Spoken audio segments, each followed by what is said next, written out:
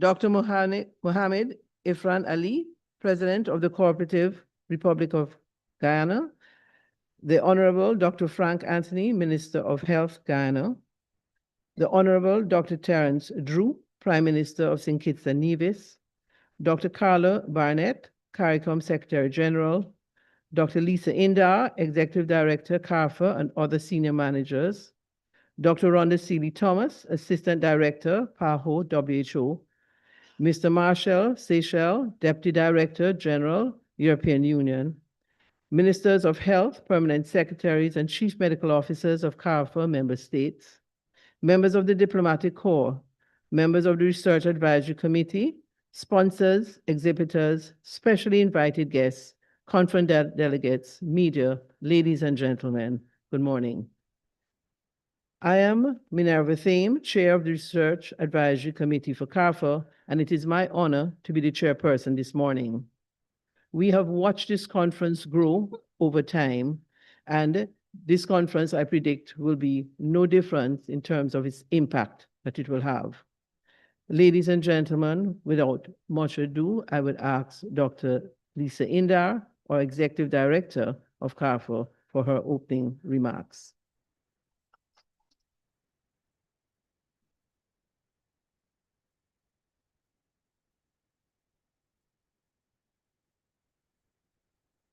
His Excellency Dr. Mohammed Ifran Ali, President of the Corporate Republic of Guyana, the Honorable Dr. Terence Drew, Prime Minister of St. Kitts and Nevis, the Honorable Dr. Frank Anthony, Minister of Health Guyana, Dr. Carla Barnett, CARICOM Secretary General, Dr. Rhonda Seeley Thomas, Assistant Director, PAHO WHO, Mr. Martin Seychelles, Deputy General of the European Union, Regional Ministers of Health, the Honorable Kevin Bernard, Minister of Health Belize, the Honorable Kasani Laville, Minister of Health Dominica, the Honorable Philip Telesford, Minister of Health Grenada, the Honorable Lakram Bodo, Minister of Health Trinidad and Tobago, Permanent Secretaries and Chief Medical Officers of CARPHA member states, members of the Diplomatic Corps, His Excellency Dr. Leslie Rami, Ambassador of the Corporate Republic of Guyana, to the Swiss Confederation and Permanent Representative to the United Nations and other organizations in Geneva, Switzerland, Her Excellency Ms. Nicole Theriot, Ambassador to the United States Embassy, Guyana, and other representatives of the U.S. State Department of State, Her Excellency Ms. Cristina Perez, non-resident Ambassador of the Embassy of the Kingdom of Spain, Her Excellency Mario Velasco, non-resident Ambassador of the Embassy of Sweden, Ambassador Luca Periottoni, delegation of the European Union to Guyana, Suriname, and CARICOM, as well as other representatives of the EU delegation, international donor partners, the delegation of the European Union, the Pandemic Fund, World Bank, PAHO, UKHSA, IDB, other partners, CARICOM Secretariat, RSS, NIH, Health Economics Unit UE, Ross University, St. George's University, King's College, U.S. Department of State, scientific secretaries, and members of the Research Advisory Committee, the awardees, Professor Elsie Lefranc and Dr. Moti Ramgopal.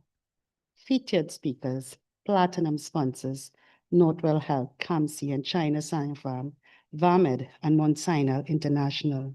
Silver and bronze sponsors, exhibitors, specially invited guests, conference delegates, members of the media, ladies and gentlemen. Good morning. It is both an honor and a profound privilege to welcome you to the 70th Annual Health Conference of the Caribbean Public Health Agency, CARPHA, here in this beautiful Georgetown at the renowned Arthur Chong Conference Center. Today, we gather in proud collaboration with the government and Ministry of Health Guyana, and I extend my sincere appreciation for their steadfast support, partnership, and warm hospitality in hosting this landmark event. This year's conference holds special significance. As CARPHA's longest-running flagship event, it stands as the premier scientific forum in the English-speaking Caribbean. And today, we celebrate not just another conference, but a legacy, a platinum jubilee. 70 years, 7 decades of Caribbean-led scientific excellence.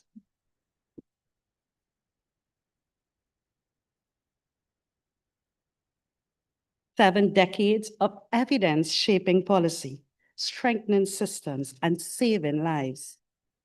7 decades of unwavering commitment to advancing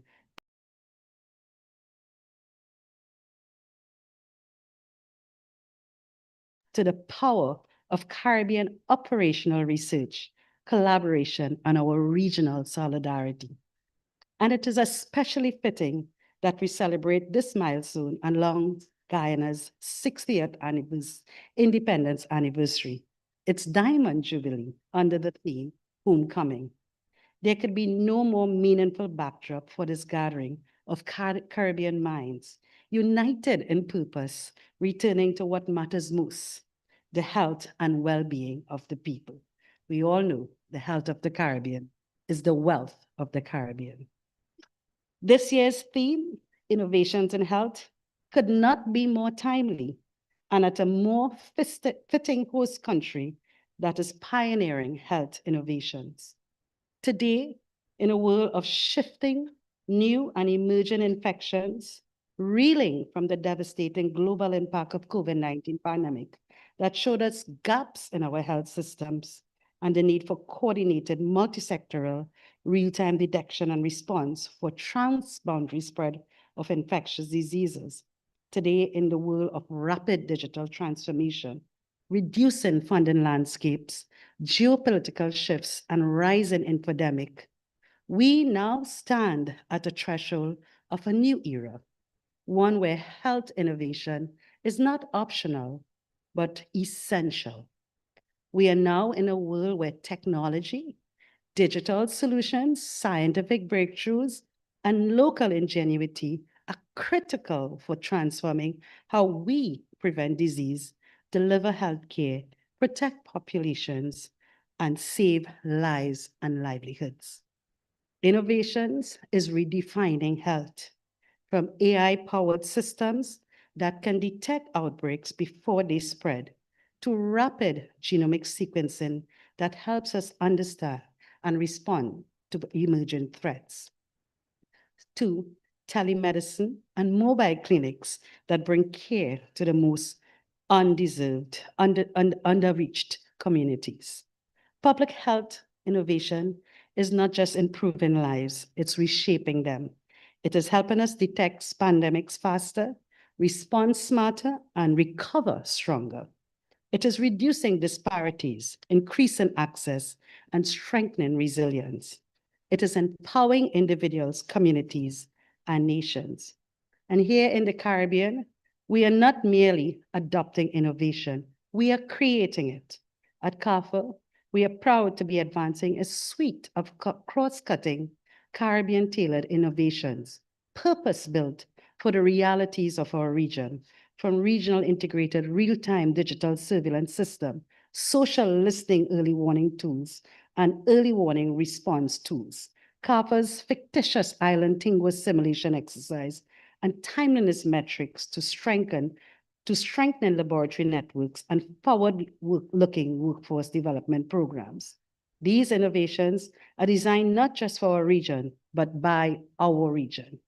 They respond to the unique geographical, social, and economic context of the Caribbean, our small island developing states, our interconnected borders, our economies, our tourism dependency, our limited capacities, and our vulnerability to climate-related threats, and our reliance on resilient health systems.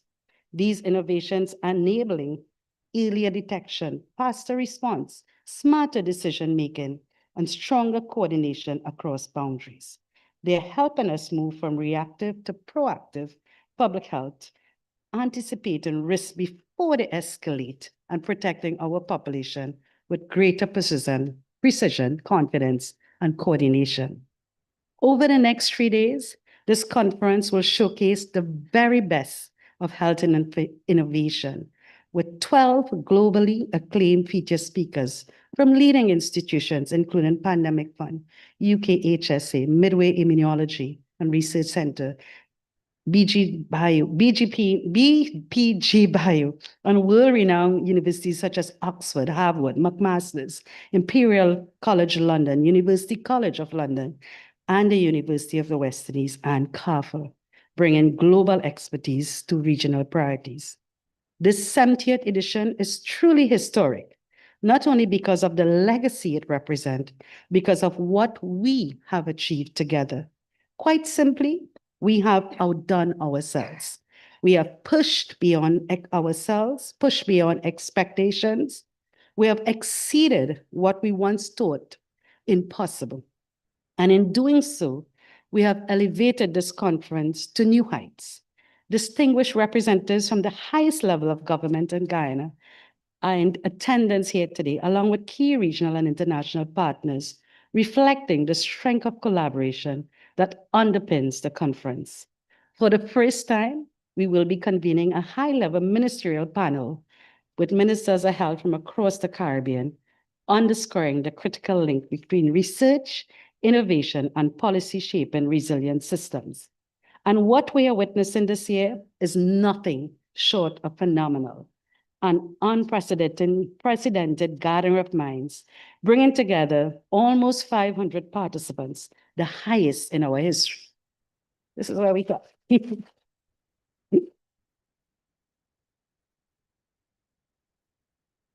A vibrant and dynamic network of 35 exhibitors and partners showcasing innovations in action. A truly global exchange with representatives from over 20 countries, including the UK, Guyana, Canada, Barbados, Jamaica, Cayman Islands, Martinique, Trinidad and Tobago, Suriname, Grenada, USA, St. Lucia, Belize, Antigua, Curacao, Italy, and CARPHA. An overwhelming scientific response. 211 papers submitted with 196 accepted, a record-breaking achievement that speaks volumes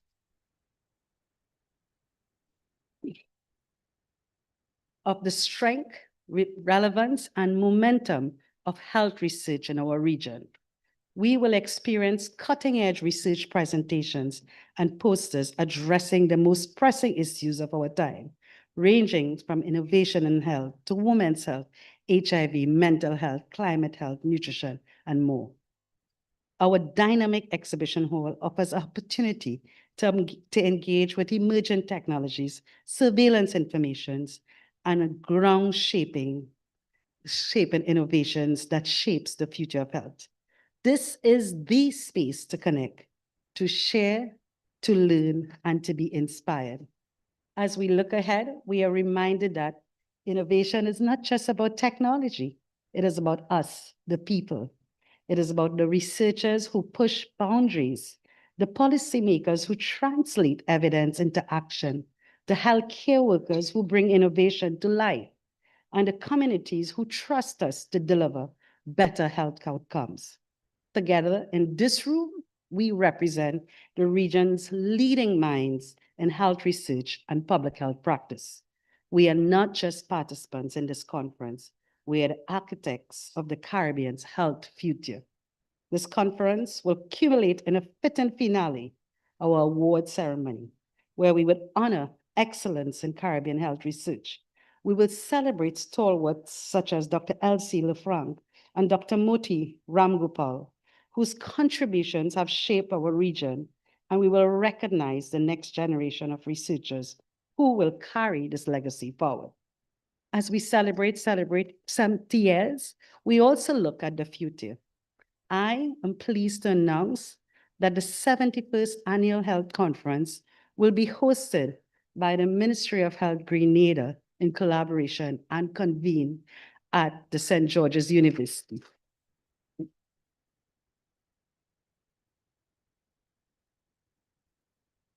As we move forward over the next few days, let me take a moment to express sincere appreciation to the government and Ministry of Health Guyana, the visionary Dr. Frank Anthony from the Minister of Health Guyana. Thank you for your leadership, your partnership, your gracious hosting of this milestone conference. Your commitment to advancing health in our region is deeply valued. To the RAP,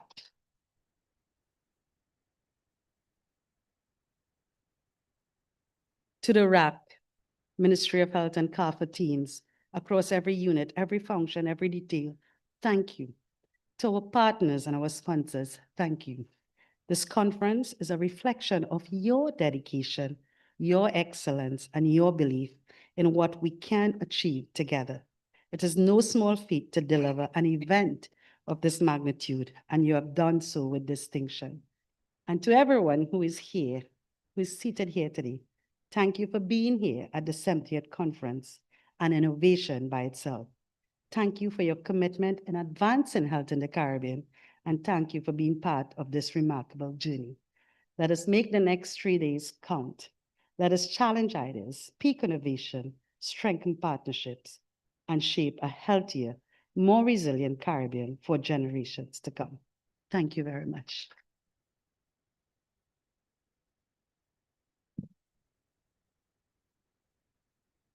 Thank you very much, Dr. Indar. Can I now invite Dr. Rhonda Seeley Thomas, Assistant Director, PAHO, WHO.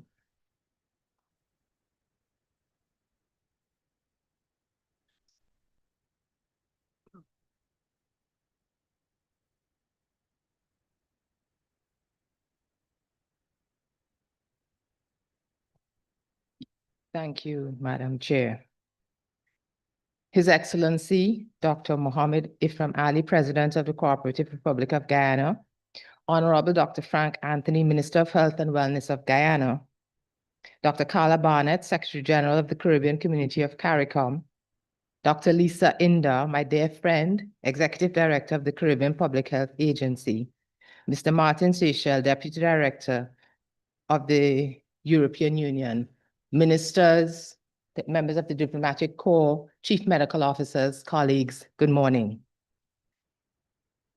On behalf of Dr. Jarbas Barbosa, Director of the Pan American Health Organization, PAHO, I extend congratulations to the Caribbean Public Health Agency for its steadfast commitment to advancing health research in the region.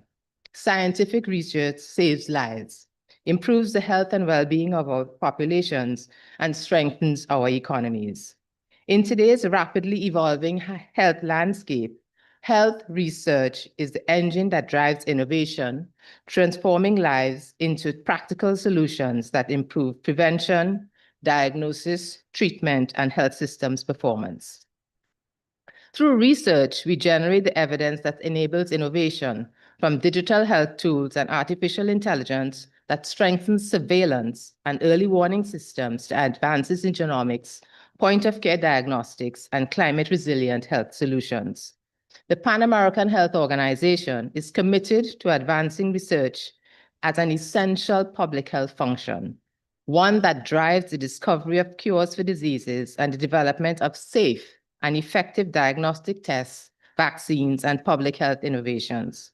For this reason, at PAHO, we recently launched our clinical trial accelerator to strengthen research across the Americas. The Clinical Trial Accelerator is PAHO's umbrella initiative to enhance the quality, scale, and impact of clinical research across the Americas. Through this effort, we envision large-scale collaborative multicultural trials that are led by researchers from our region and focused on developing innovative solutions to our specific health needs. This accelerator is grounded in 3 interrelated pillars. Firstly, international ethical and regulatory standards. Secondly, efficiency. And thirdly, collaboration. Our research achieves greater impact when we work together, pooling expertise and resources to conduct large studies capable of generating meaningful results. At the same time, collaboration requires a shared set of rules. The internationally recognized ethical and regulatory standards that underpin quality and impact. Without strong ethical standards, people may be unwilling to participate in research, and studies may not be completed. This is one of the leading reason that trials fail to reach completion in our region. And without regulatory standards, national regulatory authorities cannot reliably assess the safety and efficacy of the products under study. The 70th annual CARPHA Research Conference marks an important milestone. It offers a valuable opportunity to celebrate sub-regional achievements and contribution, including the numerous studies that will be presented during this conference. It is also an occasion to reflect on how we can increase the production of health research in the Caribbean and maximize the impact of research efforts across Caribbean countries and territories. If we are to significantly increase the impact of health research in the Caribbean, the question we face today is this: how do we establish a system that sets ethical and regulatory standards for research across the Caribbean, one that is both efficient and capable of catalyzing research collaboration? I invite you, as part of this 70th CARPHA Health Research Conference, to take a moment to reflect on this question. Your response has the potential to not only empower Caribbean researchers, but also to shape the next 70 years of health research innovations in the Caribbean. In closing, permit me to attempt to convey my emotions at this time. I started to attend the CARPHA Research Conference as a medical student. That progressed to when I was a medical doctor, and then as the Chief Medical Officer of the Antigua and Barbuda. And now, as the Assistant Director of the oldest public health agency in the world, I have the honor to address you today. Words cannot truly describe at this moment the honor and the privilege it is for me to be here at this historic event. Thank you so much for your kind attention.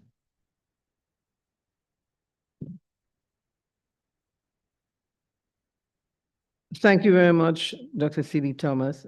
I'll now ask Mr. Martin Seychelles, Deputy Director General, European Union, to bring his remarks.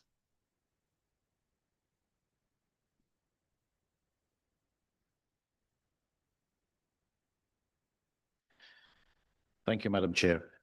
Your Excellency, Mr. President, Excellencies, Honorable Ministers, distinguished participants, ladies and gentlemen, good morning. First of all, I would like to express my deep appreciation for your kind invitation to allow me to address you today here in beautiful, vibrant Guyana. We are living at a time when health threats increasingly cross borders, whether they are climate-related risks, antimicrobial resistance, or disruptions in access to medicines. In all these situations and many others, regional cooperation has become essential. Regional cooperation transforms shared vulnerability into collective strength by pooling expertise, building trust, and creating common solutions. Health security is and must be built long before crises emerge, through preparedness, through standards, and through institutions that connect countries rather than isolate them. And this is why CARPHA matters. It builds regional health security through surveillance, laboratory cooperation, preparedness, data sharing, and coordinated public health action, it can help to protect citizens across the entire region. The European Union is proud to work alongside CARPHA in strengthening that collective resilience. Through our Global Gateway strategy, we invest not only in infrastructure, but we also aim to improve systems, institutions, and partnerships that make health systems strong. A key example of this is Pharma Next, our flagship Team Europe initiative supporting the Caribbean across the full pharmaceutical and health value chain, helping strengthen regulatory systems, improving access to safe medicines, supporting healthcare workforce development, reinforcing health service delivery, and fostering innovation in life sciences. The messages I would wish to convey today are simple. Health systems are strongest when regulation, skills, innovation, and regional trust advance together. And health security is built long before crises emerge through preparedness, standards, and institutions that connect countries. The challenge ahead is to ensure that progress remains sustainable, inclusive, and reaches all Caribbean communities while deepening cooperation across countries and institutions. CARPHA is a natural partner in this effort, helping build these shared standards, support regulatory cooperation, and creating regional solutions to common health challenges we all face. The European Union remains and will remain a committed long-term partner to CARPHA and to the Caribbean region. Together, we are building health systems that are resilient, inclusive, and future-ready. Thank you.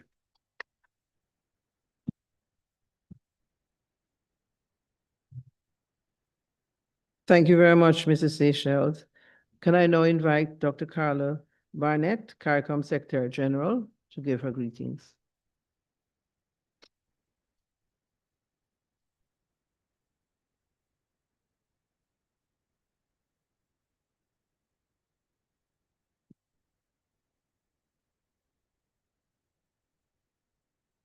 Thank you very much. Permit me simply to recognize His Excellency, Dr. Mohamed Irfan Ali, President of the Cooperative Republic of Guyana, ministers, ED, CARPHA, all special invited guests, representatives of regional organization, ladies and gentlemen, good morning.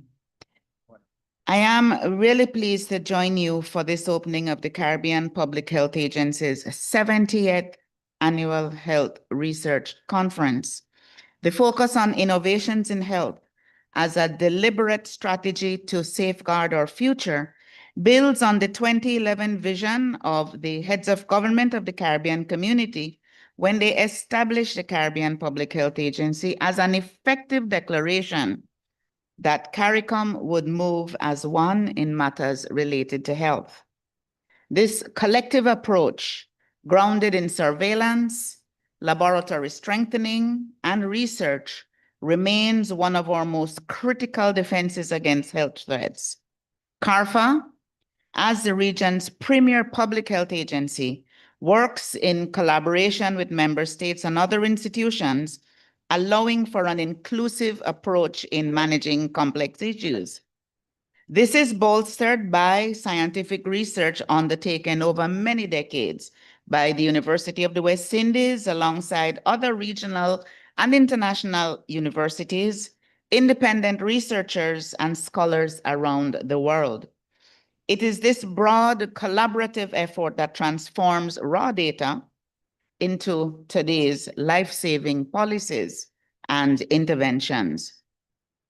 Across the community, as we've been hearing at this set of meetings this week, there are a number of tangible examples of innovation being employed to strengthen our health systems. Several member states are advancing smart and green health facilities and supporting continuity of services, particularly in times of crisis.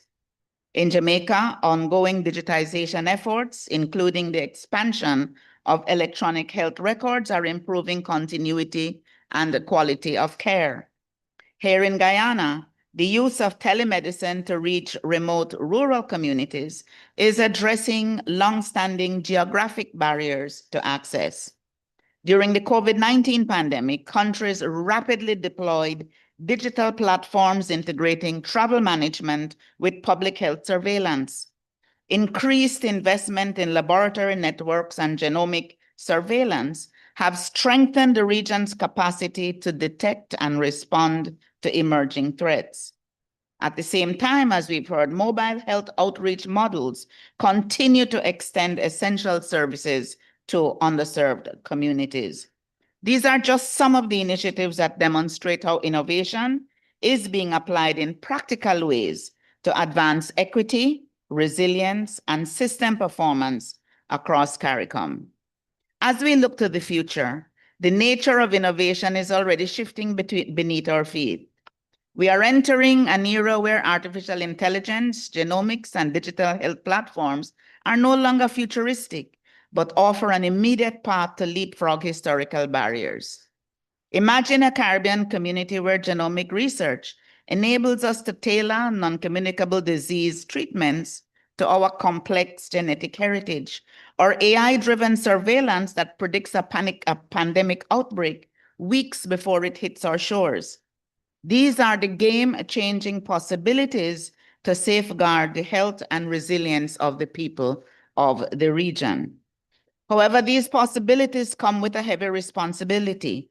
Innovation must be anchored by regional sovereignty, which responds to hard questions, some of which are being addressed by this conference this week. Who owns the data generated in our clinics?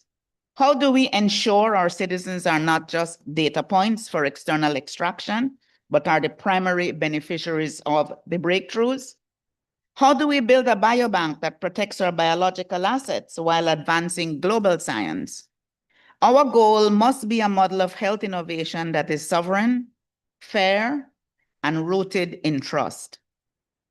Ladies and gentlemen, this 70th milestone belongs first and foremost to the individuals whose curiosity leads the research agenda. These are the students, the researchers, and the seasoned academics who year after year produce the evidence that fuels our progress. I acknowledge the critical work undertaken by the Research Advisory Committee and the various ethics bodies in our member states. They are the guardians who ensure that Caribbean research meets the highest global standards and that our science is not just good, but also ethical and just and in the interest of our Caribbean people. I also recognize the sterling work of the dedicated staff at CARPHA and those in academia who continue to be anchors of excellence and contribute to our collective knowledge. You have proven that when small states and institutions that serve them work in harmony, we do not just follow global trends. We lead the world with clarity, purpose, and principle. However, to be fully equipped for the new era, our professionals need new instruments in their toolkit. We need more researchers who understand public policy, data analytics, and ethical governance, and who are ready to make the paradigm shift required to accelerate our collective actions. We must ensure an inclusive approach that involves our people in their communities. If our people do not trust innovation, they will not adopt it. Our research must stay relevant, speak to the needs of the mothers in a rural or remote village as clearly as it does to a scientist in a laboratory. Distinguished guests, the decision in 2011 to bring together 5 separate regional institutions operating in the health sector to more efficiently and effectively lead our Caribbean region in the development and implementation of critical health policies and programs for our member states, reflected the recognition that regional collaboration and cooperation is our greatest strength. As we navigate the complexities of 2026 and beyond, this recognition must remain our guiding principle. As a region, we possess skills, expertise, and competence to continue to shape a Caribbean model of health that is inclusive, ethical, and focused on the needs of the Caribbean people. This 70th, 70th edition of the Health Research Conference is evidence of that. I wish you all a productive and a transformative conference and look forward to the deep conversations that you will have and the many recommendations that will flow from the work that is ongoing. Thank you very much, ladies and gentlemen.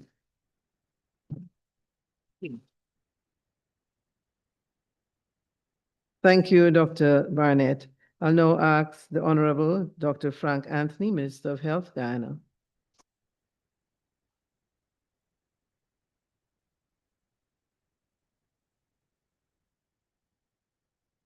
His Excellency, President Dr. Mohamed Irfan Ali, Honorable Ministers of Health, Heads of Delegations, Dr. Carla Barnett, Secretary General of CARICOM, Mr. Martin Seychelles, Deputy Director General of the European Commission, Dr. Rhonda Seeley Thomas, Assistant Director of the Pan American Health Organization, Dr. Lisa Indar, Executive Director of CARPHA and her team, Dr. Priya Basu from the Pandemic Fund, esteemed researchers, scientists, and health professionals, ladies and gentlemen all, good morning.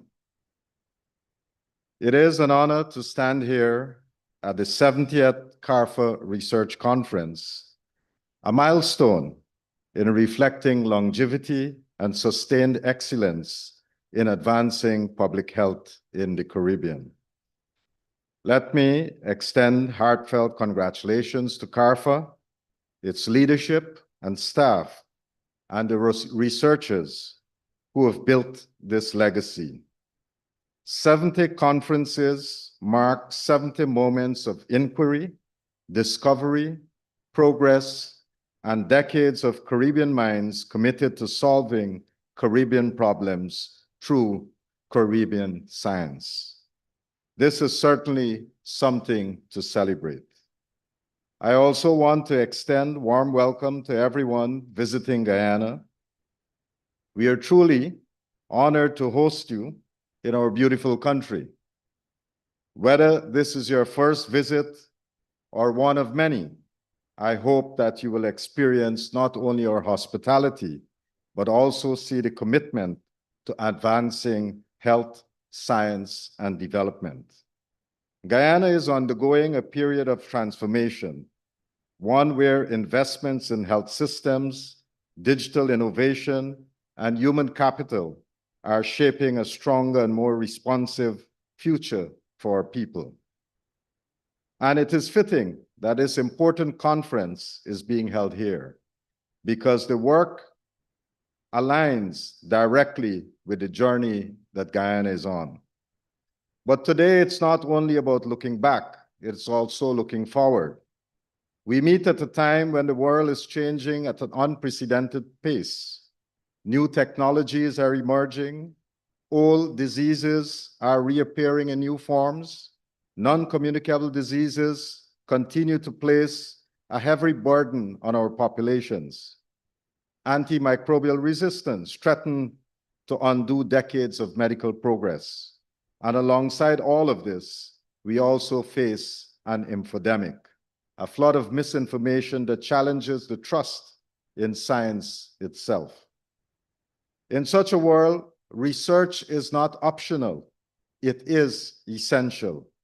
Research is how we see clearly in a world clouded by uncertainty. It is how we move from assumption to evidence. It is how we transform challenges into solution. CARPHA has played a pivotal role in shaping the research culture of our region. From its origin to its current mandate, CARPHA has evolved into the center of excellence, providing surveillance, laboratory services, policy guidance, and more importantly, a platform for scientific exchange. This conference, year after year, has become one of the most important spaces for sharing, challenging, and strengthening Caribbean science. And that matters because if we do not generate our own data, others would define our realities for us. If we do not publish our findings, our stories remain untold. And this brings me to a critical point, the importance of publication. Research that is not published is research that is not fully realized.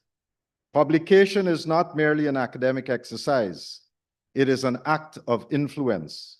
It ensures that our findings inform policy, guide clinical practice, and contribute to global knowledge. It places Caribbean science on the world stage, and it allows our voices and our evidence to shape the international discourse. We must therefore strengthen a culture in which research does not end in the laboratory or at the conference podium, but continues in peer-reviewed journals, policy briefs, and implementation frameworks. We must mentor young researchers, not only to investigate, but also to write, publish, and lead. But beyond publication, we must also focus on innovation. Innovation is not only about high technology, it's about solving problems in practical, scalable, and impactful ways. And at this conference, we have amassed many examples, and you'll see them in the exhibition booths. Innovation is a community health worker using telemedicine to improve the care of patients in remote regions. It is the integration of digital health tools so that we can improve the efficiency of care. In the Caribbean, innovation must be rooted in our realities.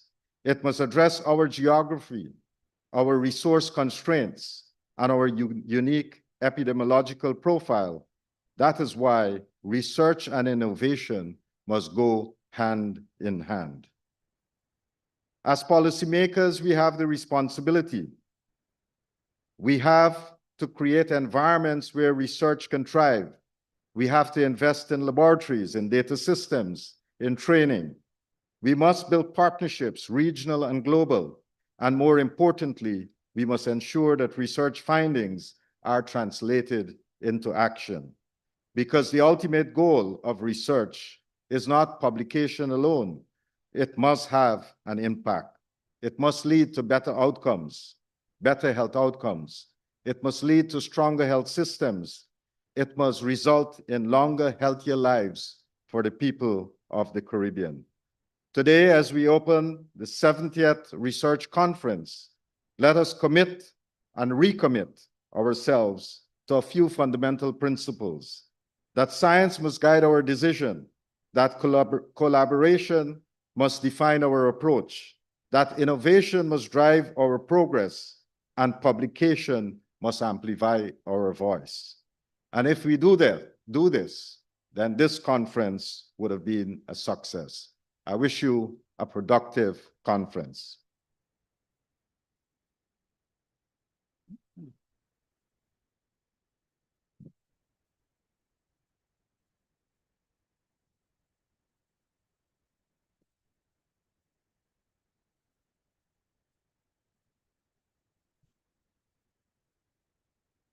May I invite His Excellency Dr. Mohammed Ifran Ali,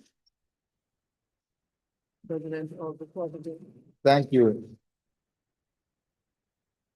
Thank you very kindly. Thank you. Please have your seats. The distinguished ministers of health, our dear Secretary General, the entire leadership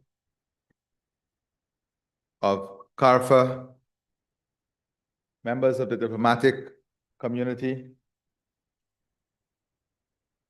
and some very special people in the room, because they happen to be Guyanese. You're all Guyanese when you're here.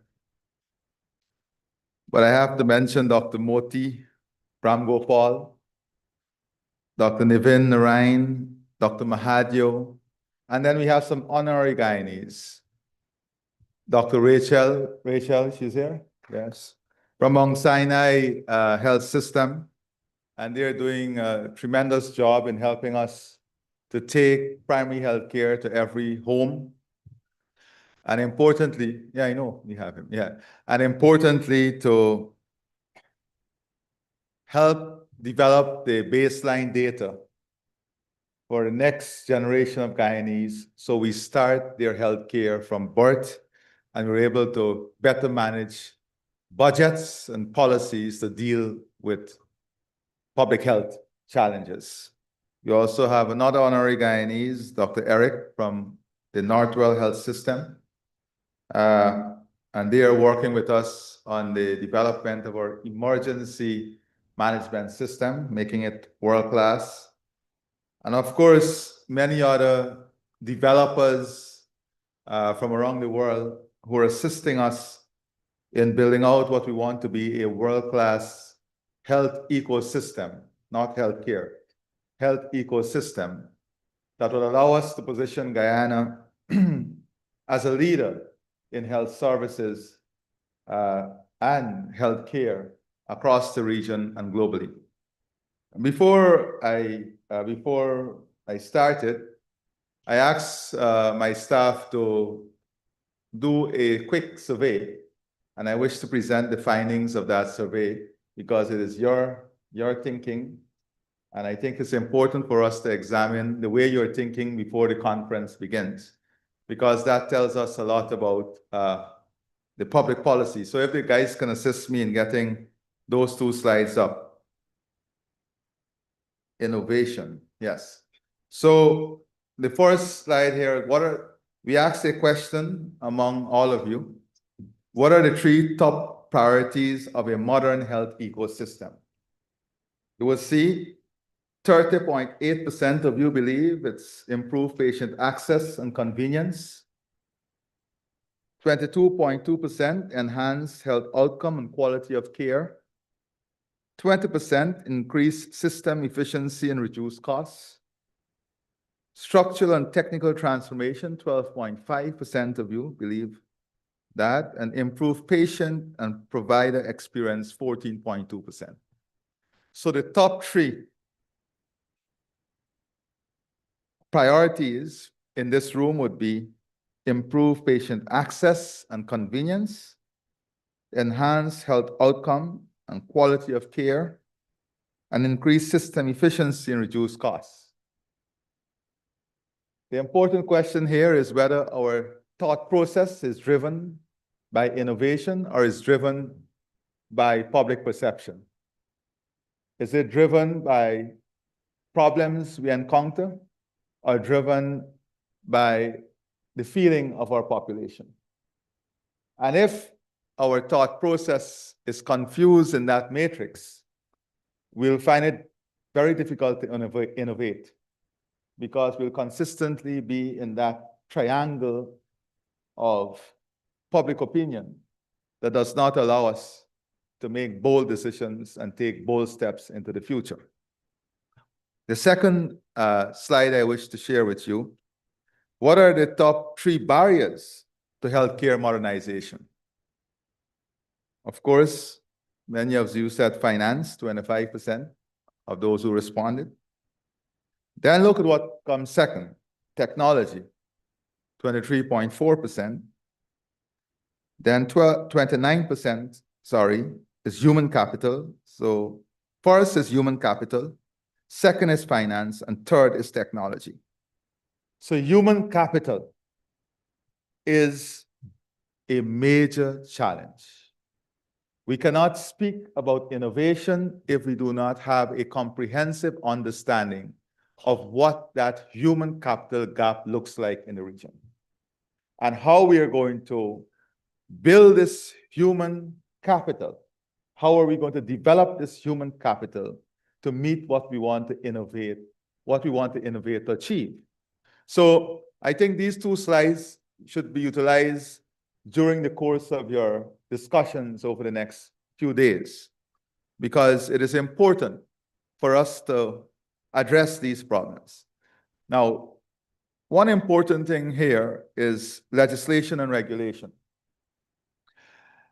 I think the thinking process is too medical and too patient-oriented.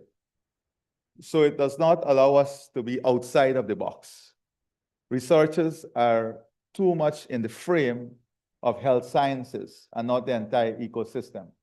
Because we know, for a matter of fact, that our legislations and regulations cannot allow us to innovate.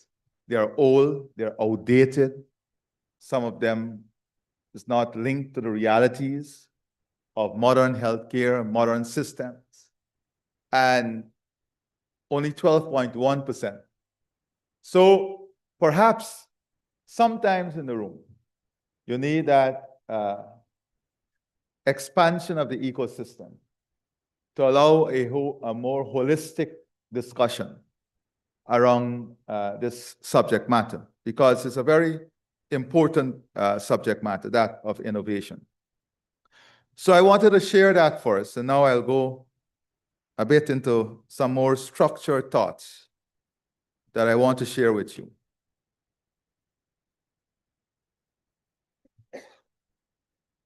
And I want to join the Minister of Health in extending a warm Guyanese welcome to all those gathered here this morning, but especially to those persons who traveled from our sister Caribbean countries and further afield. Welcome to Guyana. This morning, I want to speak directly to your theme, innovations in health.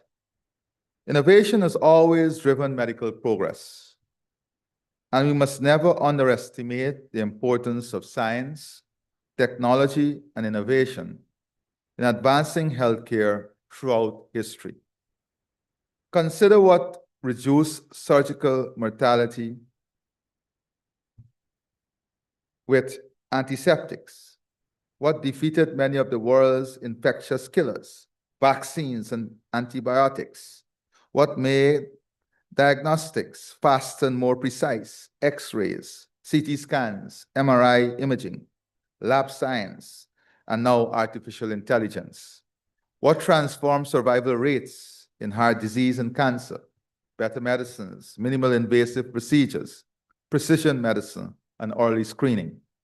And what is changing medicine today? Data science, genomics, robotics, telehealth, and artificial intelligence. That speaks to the power of ideas in healthcare progress. Ironically, today we are living through a paradox in global healthcare. Never before has humanity possessed so many tools to improve health outcomes. We have artificial intelligence capable of reading scans in seconds. We have digital platforms that connect patients to clinics across continents. We have precision public health systems that can map disease in real time. We have new financing models that promise to stretch scarce resources further than ever before. Yet, despite this, health systems across the world are struggling to turn innovation into impact. The problem I want to suggest is no longer a lack of ideas. It is shortage of systems that can absorb, govern, finance, and scale those ideas fairly. In many ways, the frontier of global health innovation has shifted. It is no longer defined primarily by invention alone, but by institutional capability. It is a question of whether countries have the regulatory strength to evaluate new technologies safely, the workforce capacity to use them efficiently, the digital infrastructure to support them, the financing systems to sustain them, and the social trust to ensure they're accepted by the public. Innovation today succeeds or fails not in laboratories, but in health ministries.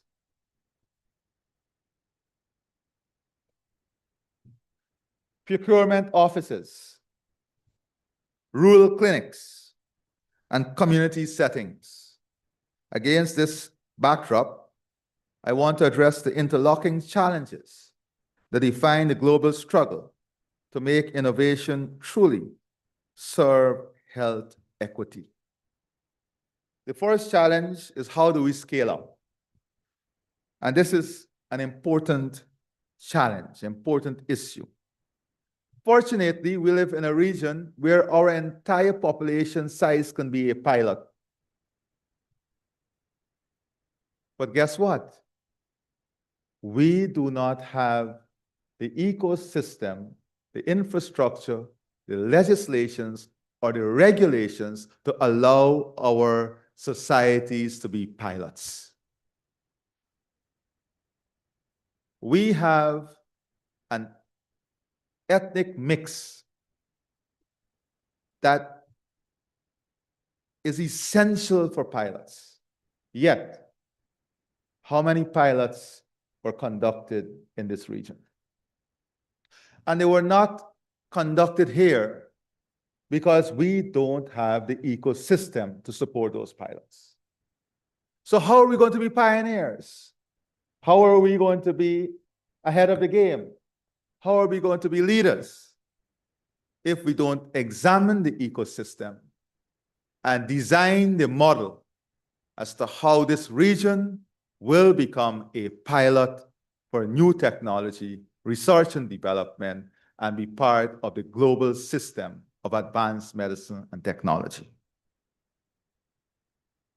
So that is the first mission maybe of this conference, to examine the gaps and come up with a document that can be shared among leaders in the region as to how we position this region, that is a pilot size, really, to be part of this model.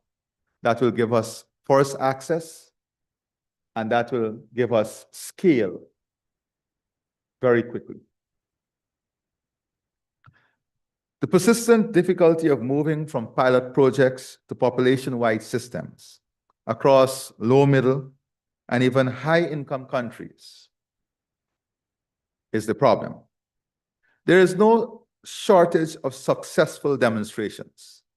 Telemedicine pilots that improve access in remote communities, mobile health applications that improve adherence, AI tools that enhance diagnostic accuracy, and community-based diagnostic innovations that bring care closer to patients.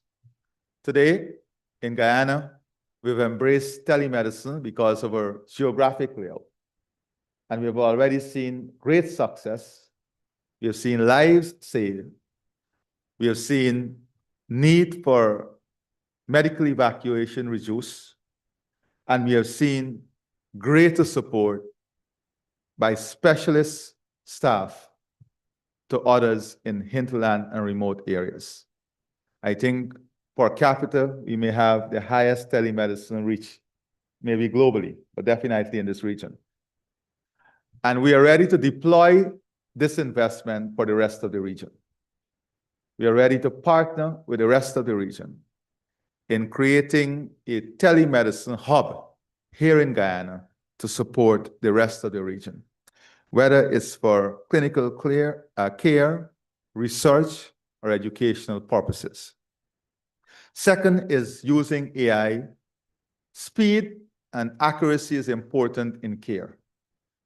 Historically, maybe it will took us a day to organize a scan and then a day to read the scan. Today, we can get that scan done and get it read and evaluated within 3 minutes with AI. We have bought into the technology that allows us to do that here in Guyana. And we are ready to scale that up to the rest of the region. We have already implemented it in 4 of our facilities, and we would love to share that experience with you. Yet many of these tools remain trapped at that pilot stage. They do not become routine services. The reasons are not technical failure, but systemic weakness, fragile financing structures, outdated procurement systems, limited governance capacity, and weak operational infrastructure. As the World Health Organization has emphasized, governments must not only adopt innovations, but lead structured process of learning and adaptation. Without this, innovation remains episodic rather than transformative. And this is a major problem in the region. If you look in all of the ministries of health across the region, you will see stacks of study on every problem. And then we are studying the same problem again and again. Because we do not have a clear strategy of implementation. Moving from a pilot to a scalable project. And this is where a lot of the problem resides. We have great initiatives that went through a phase of testing, and after the testing, that's it. We're back to routine. We have to be able to deal with this. Otherwise, we will not be able to achieve true transformation. The second challenge is the digital divide. Digital transformation is often presented as a technological leap forward, but in reality, it depends on much more than devices and software. It requires reliable connectivity, interoperable data systems, trained personnel, organizational readiness, and regulatory coherence. In many settings, these foundations are incomplete or unevenly distributed. Worse still is when we don't have personnel who are trained on data analysis, when we don't use data to guide our decision-making. The risks of deepening inequality rather than reducing it. Innovation in this sense can become a multiplier of disparity rather than a solution to it. We have to establish the baseline. Healthcare innovation is not done in a vacuum. It is linked to data set of every citizen. It is linked to your digital ID card. It is linked to your school records. It is linked to your early clinic cards. It is linked to your travel history, which is immigration. So digitization in healthcare is how we integrate the entire system to advance a health ecosystem that is holistic. So we cannot, in my humble opinion, design a health ecosystem by digitizing health records alone. It is everything that surrounds the health ecosystem. This brings me to regulation. The third challenge is regulation. Health innovation is advancing at a pace that far exceeds the ability of many regulatory systems to assess, approve, and monitor. I'll give you a simple example. I spoke to our Minister of Health recently. Our regulators at the Food and Drug are still trying to approve Manjaro and everybody using it.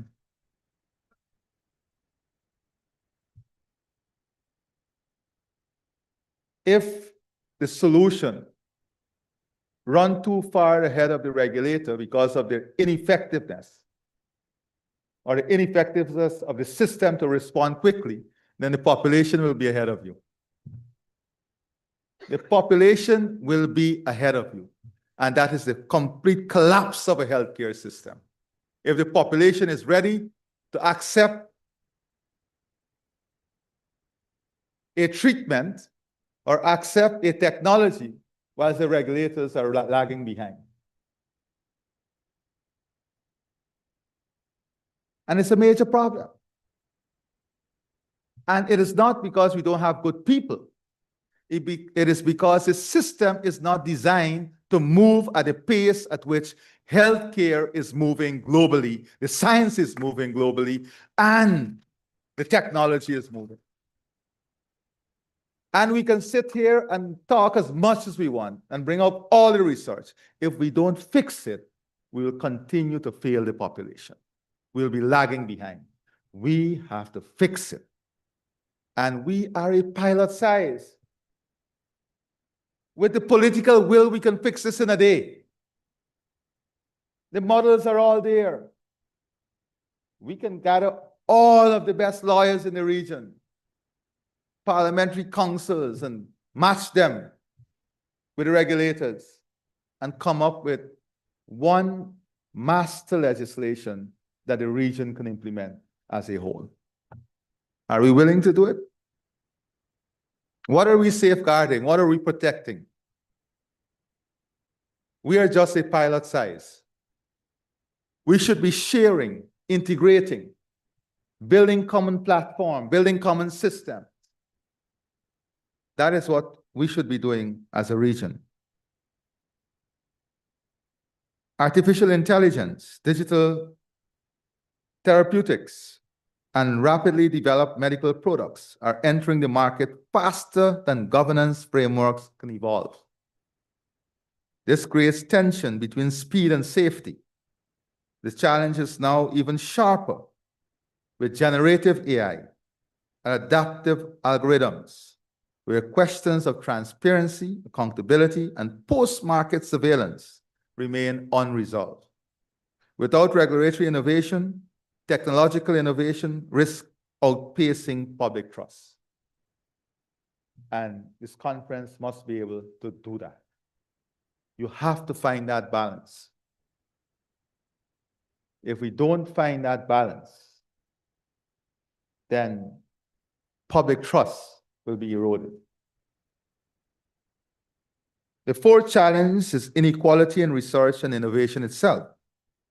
Evidence from studies published in leading journals shows that global research output does not always align with global disease burden. Some of the most pressing health challenges, particularly those affecting low-income populations, remain under-researched and underfunded, while other areas receive disproportionate attention and investment. This creates a structural imbalance in innovation priorities. Health innovation risks becoming a reflection of economic power rather than global need, reinforcing rather than correcting inequities in health outcomes. And the example is right before us. The world has lost more than 60% of its biodiversity in the last 50 years. In this region, you have a country that's kept this biodiversity intact. Biodiversity and ecological services is linked with research and pharmaceutical discoveries and the biomedical area. Show me one research from University of West Indies that addressed this rich ecosystem of Guyana. You have any, Frank? CARPHA, we have any? You're having some, but you don't have any now.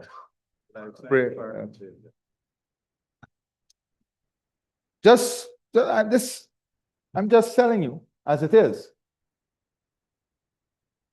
You're looking all over the world for low-hanging fruits. It's right there. An enabling environment in the same region, under-researched. And it may have the answers for a lot of our problems.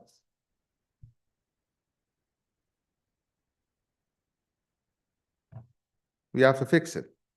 I'm not lamenting it. You just have to fix it.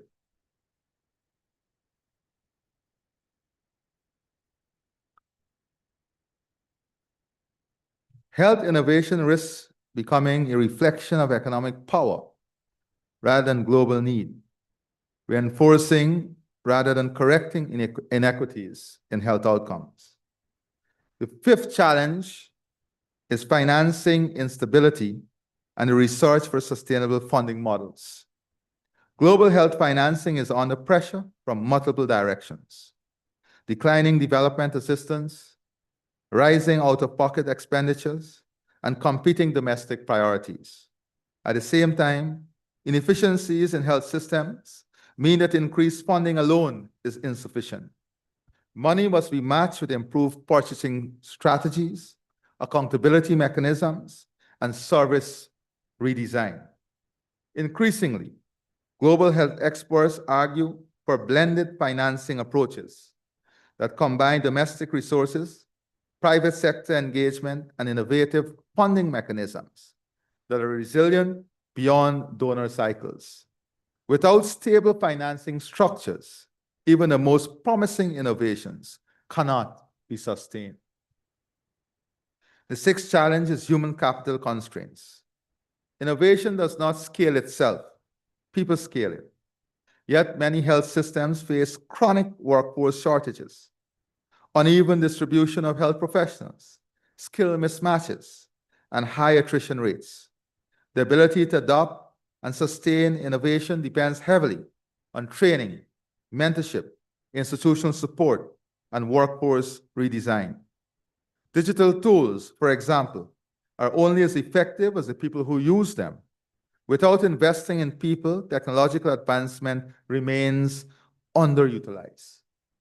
And here in Guyana, we are now working with ExxonMobil to invest $30 million in a STEM education center for children at a very young age, bringing them up in an environment of science, technology, innovation. Now, one of the difficulties in our education system is not only the fact that we don't have enough children in STEM or in sciences, it's the fact that it is too expensive sometimes to maintain labs in the secondary schools or the primary schools, the reagents, and all the things that are needed to keep those labs growing. But guess what? Technology has solved that. You can use a lab, a digital lab, to do the same experiment 100 times until you perfect it, and then go into the practical setting. And then guess what? Guyana has already invested in that for all of this region in the Guyana Digital School. And guess what? We have to go behind ministers of education in this region to get them to be excited enough to get their children to sign up on the Guyana Digital School.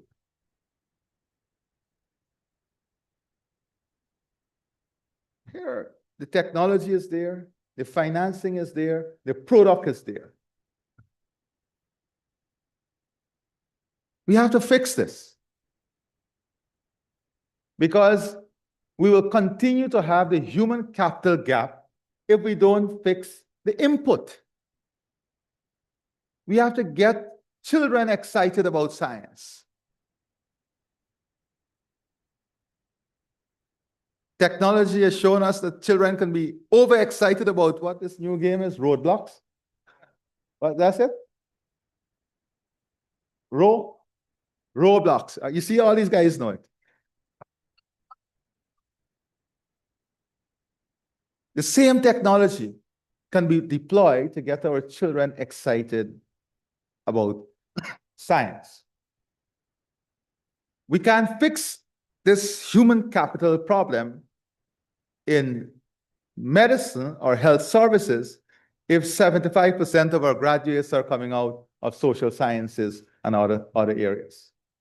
When the demand is in the STEM area, it's a problem. But it's a problem where you are facing the final outcome, but you are not part of fixing the system from the beginning. And that is what we need to do, get to fixing the system from the inception. The seventh challenge is climate change. I don't know if you have it on your agenda. But if we lose our biodiversity and all our ecosystem, then what you're going to research? Where are you going to research? So the seventh challenge is climate change as a health system stress, as a health system stress multiplier. Climate is no longer an external environmental issue. It is a core determinant of health system resilience. Rising temperatures, extreme weather events, shifting disease, vectors, and food and water insecurity are already reshaping health outcomes globally. Health innovation must now account for environmental sustainability because the systems we build today must function in a climate-altered future. Very important. Whatever we build today must be able to function in a climate-altered future. Different environmental circumstances. Antimicrobial resistance. All the speakers spoke about this. The eighth challenge is antimicrobial resistance, one of the clearest examples of a failure in current innovation incentives. Despite decades of awareness, AMR continues to grow, particularly in low and middle-income countries. The problem is not only scientific, it is economic and structural. There is limited financial incentive to develop new antimicrobials, and existing systems often reward overuse rather than stewardship. Without structural reform, biomedical innovation alone will not solve the problem. The ninth challenge is fragmented primary care and weak service integration. Too often, innovations are layered onto health systems that are already fragmented. You have to fix the fragmentation in the health system first. You can't layer innovation on a failed system. You have to fix the system. You have to get doctors to follow the system. You have to build practices that are implemented, not by choice, but by institution, and not layer a broken system with innovation. Rather than being used to design care delivery around patients' need, this results in duplication, inefficiency, and missed opportunities for continuity of care. Emerging evidence from global health research suggests that the future of innovation lies not in standalone technologies, but in integrated systems, primary care networks, referral pathways, data interoperability, and community-based service delivery models that work together seamlessly. Innovation must therefore move from isolated tools to system-wide architecture. An important question here is how do we align public and private healthcare providers? Because it's a health system. It's not a private system or a public system. The system must be able to work as one. So we have to get the public healthcare system and the private healthcare system operating on one platform. Otherwise, again, we'll have fragmentation. Now,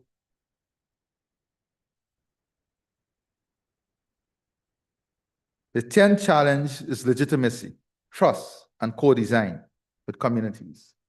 Increasingly, global health research recognizes that technical excellence alone is not sufficient for success. Innovation fails when they're imposed rather than co-created. And we have an example here. How many students in the primary school you were able to test? 84, and now in the secondary schools. So we have launched a program for our children across the country. And we did that in collaboration with the parents the teachers, and the community. Consent forms were developed that had to be signed. And we were able to screen in the primary school system more than 80,000 children. Now we're going to the secondary school system. So by the end of this year, we should have full data on all our children in the primary and secondary school system so we can better align our public health care policy. But that took time. We had to build trust. We had to create awareness. We had to let the parents and the children understand that this is part of the future. So legitimacy and trust, important. Community engagement, participatory design, and local ownership are essential for accessibility and sustainability. Now, we have to get our pastors, our imams, and the pandits to include in their sermons aspect of public health every time they speak to the congregation. And then we have to integrate our public health into their congregation, because this is a captive audience that can allow us to drive change at a faster pace. We have to get into the churches, the temples, the mosques, the community centers. That is where public health matters. That is where structural changes can occur. Not the waiting game. We wait to see what is coming at us. We have to proactively approach the health ecosystem if we want to change the dynamics of what is happening. And we have given this mandate. When people are treated as passive recipients of care rather than active partners in its design, even the most advanced interventions can fail to gain traction. If we create religious ownership, we saw during COVID the battle between religious thoughts and vaccination sometimes. So you can't underestimate religious ownership. People have trust in religious institutions, trust that is already built up. That is why we need to maximize or optimally utilize that trust that is already there in the system. Taken together, these 10 challenges reveal that the future of global health innovation will not be determined by the next breakthrough technology alone. It will be determined by whether health systems can evolve to observe, govern, finance, and scale innovation in ways that are equitable, sustainable, and trusted. I cannot leave without sharing just a few thoughts. Ezzy, should I share a few or a bit more than a few? About Guyana. Guyana is responding to the challenge of transforming its healthcare system. Let me briefly outline Guyana's the way we're revolutionizing healthcare in our country. First, we are partnering with some of the best hospitals and institutions in the world to digitize our health record system, modernize patient management, including appointments, because we know the experience of the patient counts.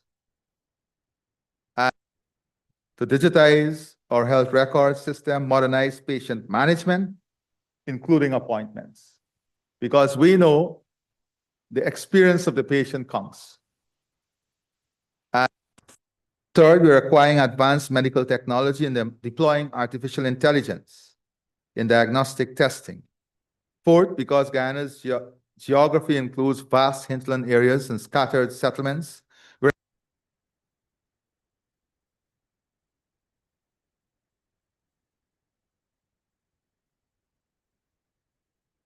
should be a challenge of geography, not the basis of inequality. I'll give you an example. At the Lethem Hospital 4 years ago, 4.5 years ago, right, Vishwa?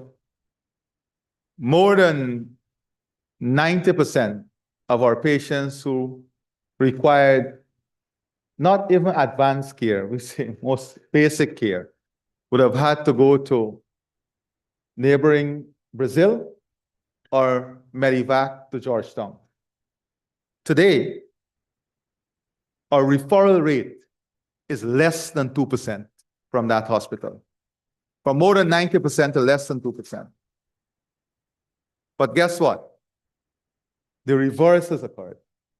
We are now providing services for thousands of Brazilians at the Letem Hospital.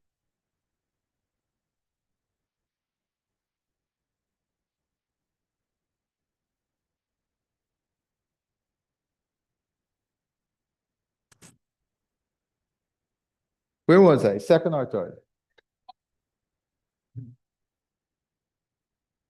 Third, we are acquiring advanced technology in the, and I said that. Fourth, because Guyana's geography, I said that too. SG. Fifth, we're incentivizing and partnering with private healthcare providers under a model of public-supported, private-delivered services. So what we have done is that we have assessed the true costs of public healthcare. And we brought the private sector into the room and we said, listen, guys, this is our true costs. This is your costs. Here is where we are apart. Let us come together on one cost so the patient can enjoy the same care in private or public health at the same cost. And guess what? In almost 10 services, we have already met agreement with the private sector. So it can be achieved. We just need to get in the room and have the discussions. We are not trapped in old ideological boxes that view the private healthcare system as separate and distinct from the public healthcare system. If partnerships improve care, reduce waiting time, and expand access, then partnerships make sense. 6, we are moving increasingly towards the use of 3D printing to make custom-made medical items for patients, such as artificial limbs, replacement body parts, dental crowns, and models that help doctors plan surgeries. 7, Guyana is introducing robotics in performing surgeries and drones for medical delivery of blood and antivenom products to areas not easily accessible by land or river. 8, we're intensifying the training of health professionals, including through the use of hybrid training programs. And I want to say that we're building up our nursing program and our hybrid program to be available to all of the regions soon. So we are building that up to be available to all of the regions soon. I said before that our prosperity and development must lead to regional prosperity and regional development. 8, 9, we are developing, you guys are, I'm happy. You guys are paying attention. This is a good audience. 9th, we're developing a life science park to foster research and development in science, promote manufacturing of pharmaceuticals, and the development of a biobank. 10th, we are actively graduating towards improved precision medicine. That is Guyana's unfolding story in healthcare innovation. But we operate in a global health landscape, and we are keen on cooperation to help us overcome some of the challenges of that system. As a small state, Guyana is also subject to the vulnerability of being sidelined during global health crisis. But we are very thankful that our international partners were right by our side during the pandemic. For a matter of fact, only recently, the minister remarked that he was accompanying the US ambassador and the Indian High Commissioner almost every week to the airport to pick up vaccines. That is real partnership. We know how CARPHA worked and CARICOM. People forget that, SG. The early days of your tenure, we dealt with COVID, and we had to coordinate across the globe on how to address COVID. People think that that was a distance past. It was just a few years ago. But that is how life is. So we saw this during COVID, when demand rose. The line for vaccination was an inequitable line. We cannot be content with a world in which life-saving drugs, vaccines, and technologies arrive late to our people, simply because our markets are small or these things are too expensive. Flowing from that vulnerability, we must deepen regional cooperation and strengthen South-South partnerships to enhance our capacity to respond to future health emergencies. And our response to COVID was a prime example of how important CARICOM is as an institution to our region and how better off we are as a community in CARICOM.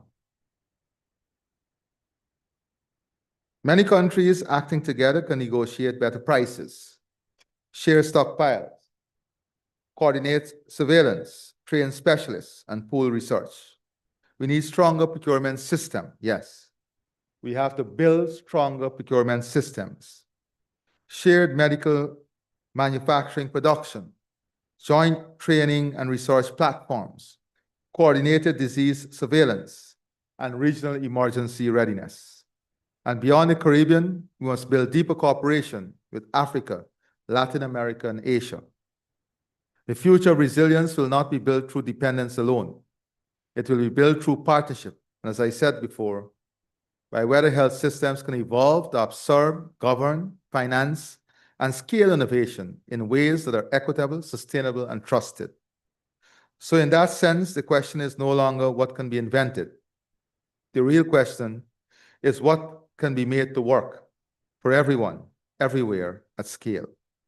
And that is the charge I wish to leave this conference with. Not merely to discuss what can be invented, but to confront with urgency and purpose what can be made to work for everyone, everywhere at scale. In this regard, I look forward not only to the richness of your discussions, but to the lasting impact that will emerge from how you choose to address this defining challenge of our time. I thank all of you and God bless you. Please enjoy this beautiful country and take some time to indulge in our food, culture, and spirits. Thank you.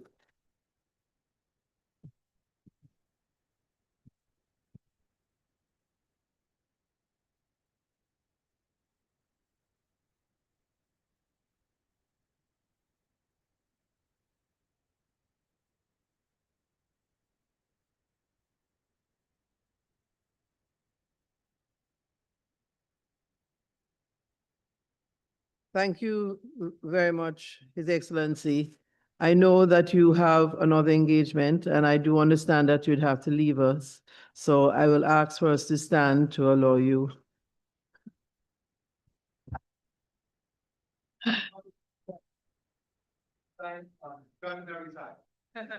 Thank you very much.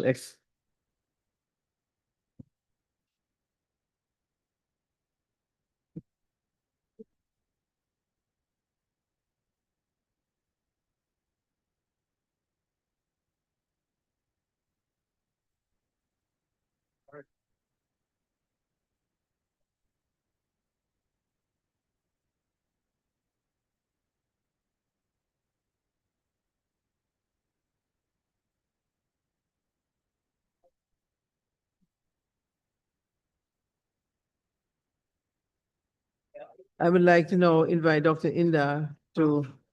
We wanted to adjust this over there so that we could continue. Okay. Right? Go ahead. So we're gonna go. Excuse me. So,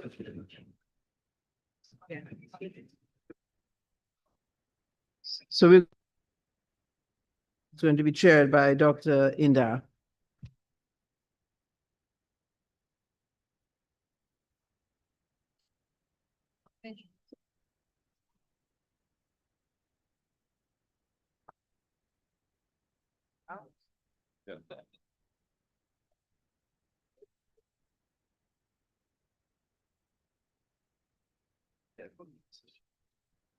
Yeah.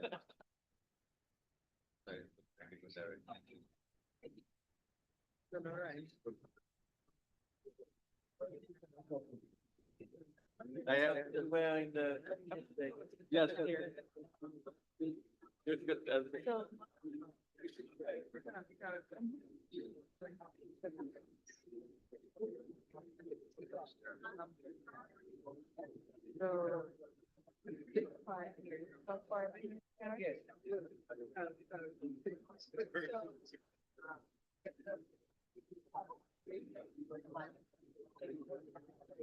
Is there a question?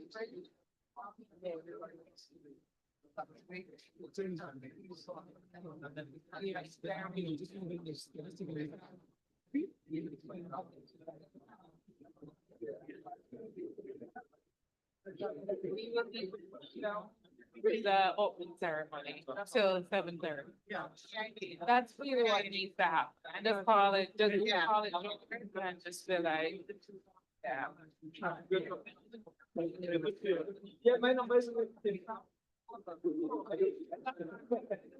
Okay, so copy this, please.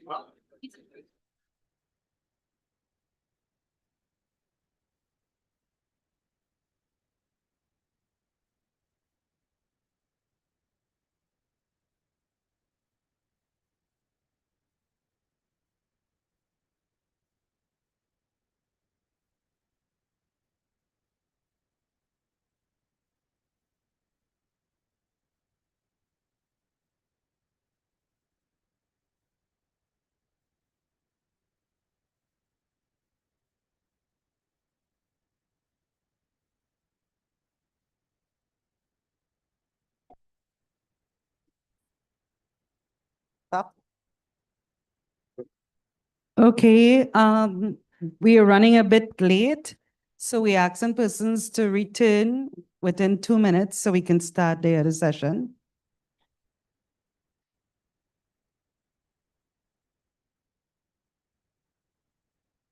Nearest washroom.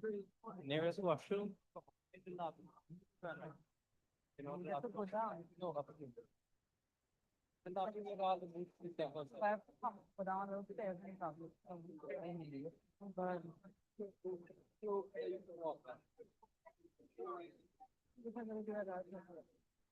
I would.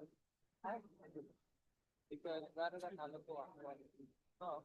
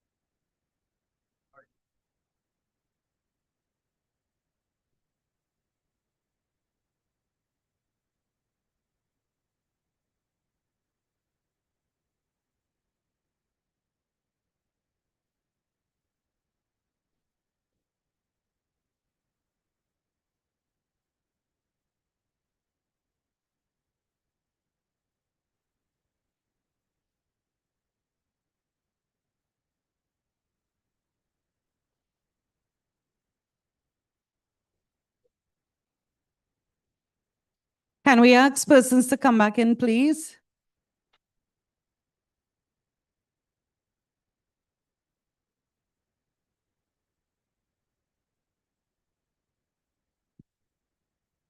Need to get people back in. I don't know why, it was never a break. It was never a break. So where are the people who are coordinating? Nobody is around?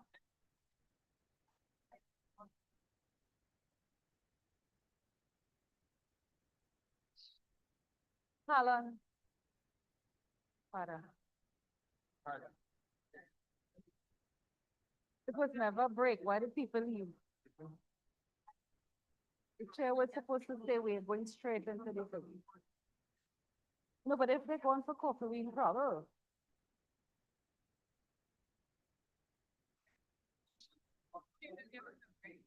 No, I think, yeah, people are, needed to say, don't move.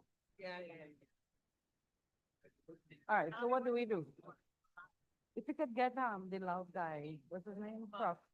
Yeah, tell him that we're about to start. Yeah.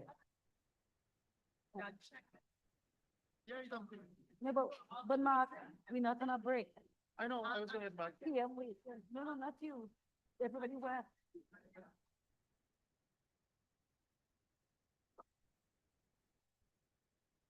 Okay.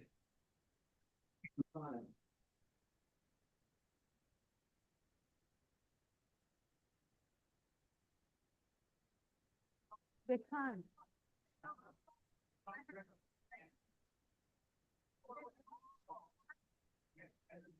So what do we do? Change? Roxanne. We'll ask Roxanne what to do then. What do we do now? People ask.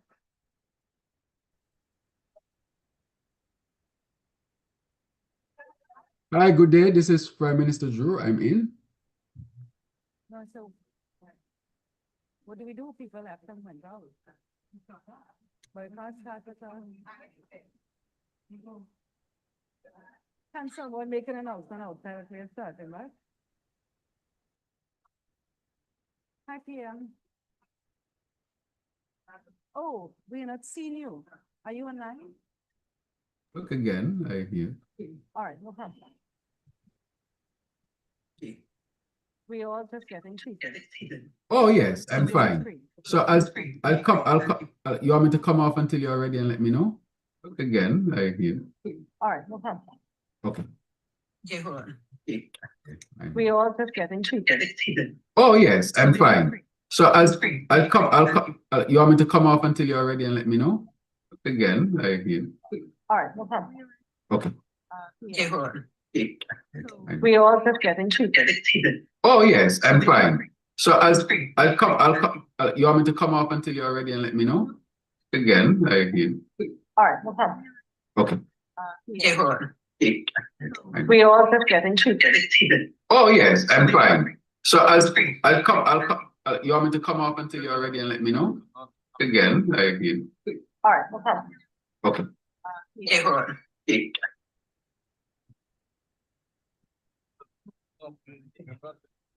We ran through weeks.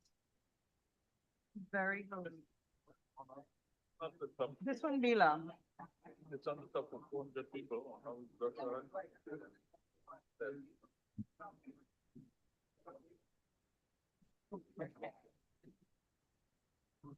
I don't know why people think this is a break. Well, after the formal session. No, this is still open session. So after this, what happened? This is the, after this, then is the coffee break. Well, yeah, but why not? Then you just move it to the other side. Because they already think it. So we can go and get a phone.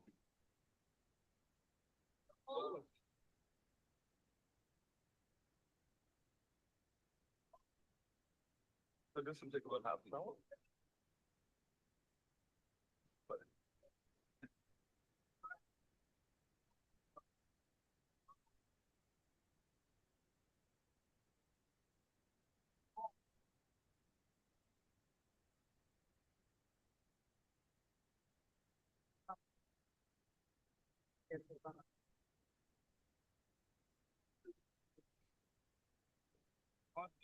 Stop today.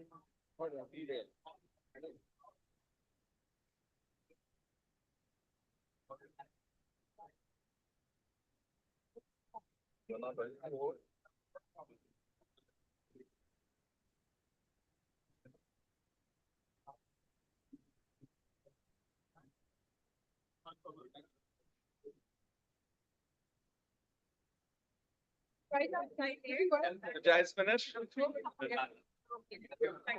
Okay, excellent. Thank you.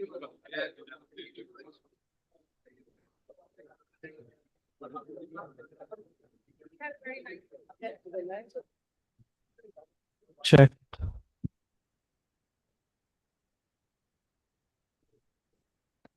Hey.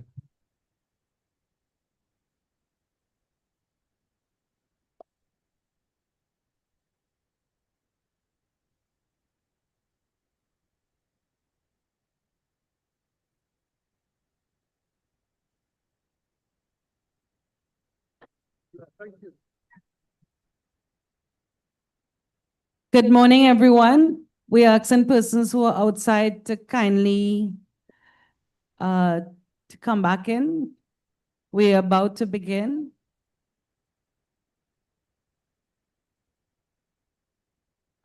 I'm asking the IT if PM Senkits and Minister of Health from Trinidad, if their videos can be shown, please.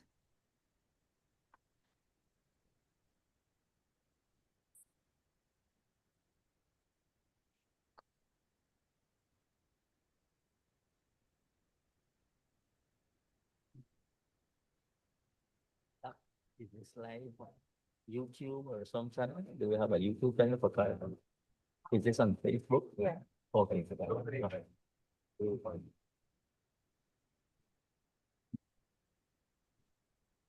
Good morning, Honorable Dr. Terence Drew.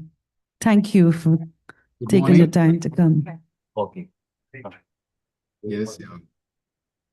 Welcome.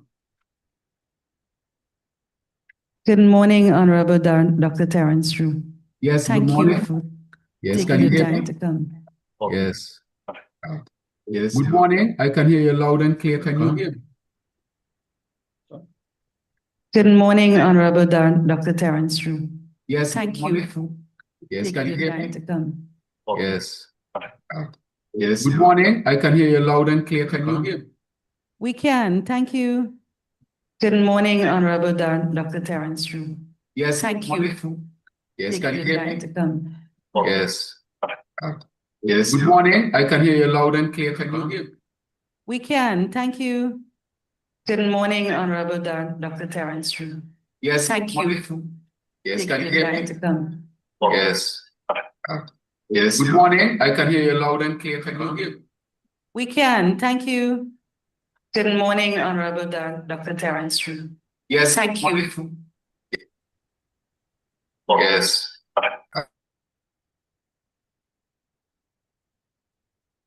Thank you. Good morning, Honorable Dr. Terence Drew. Yes. Thank good you. morning.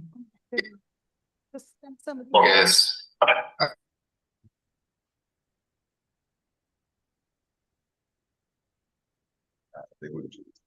Yeah.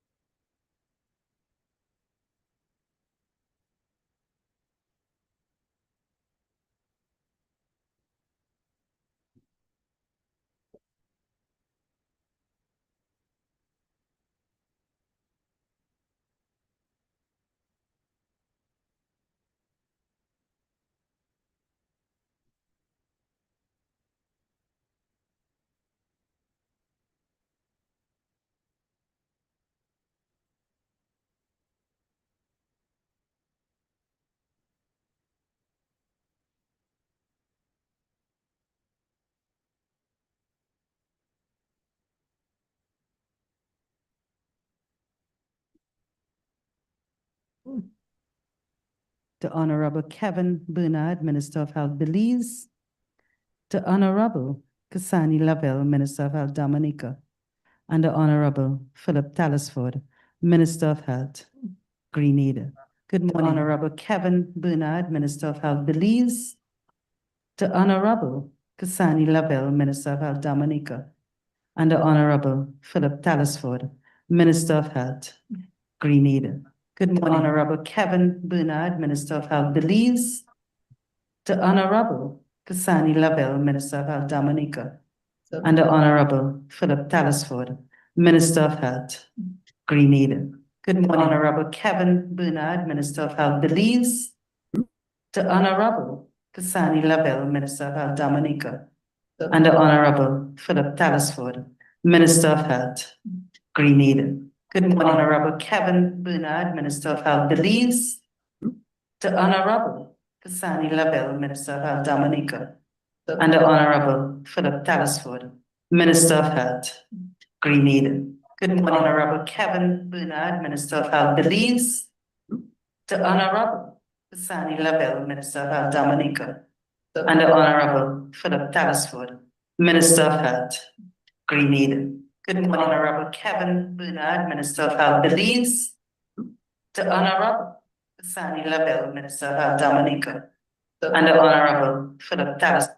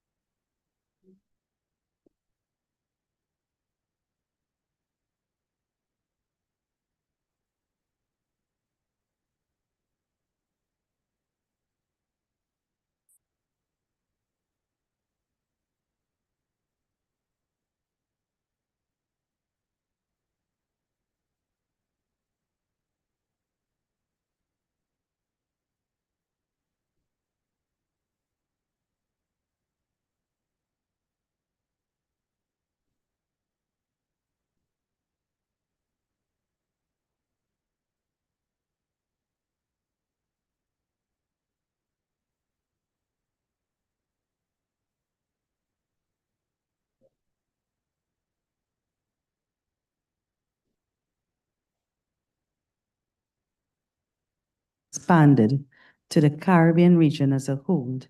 And if so, how? We would like to start with Prime Minister St. Kitts, who is online. Dr. Terence Rue. Yes, I am here. I hope you can hear me well. Can you hear me? And if so, how? We would like to start with Prime Minister St. Kitts, who is online. Dr. Terence Rue. Yes, I am here. I hope you can hear me well. Can you hear me? And if so, how? We would like to start with Prime Minister St. Kitts, who is online. Dr. Terence Rue. Yes, I am here. I hope you can hear me well. Can you hear me? And if so, how? We would like to start with Prime Minister St. Kitts, who is online. Dr. Terence Rue. Yes, I am here. I hope you can hear me well. Can you hear me? And if so, how?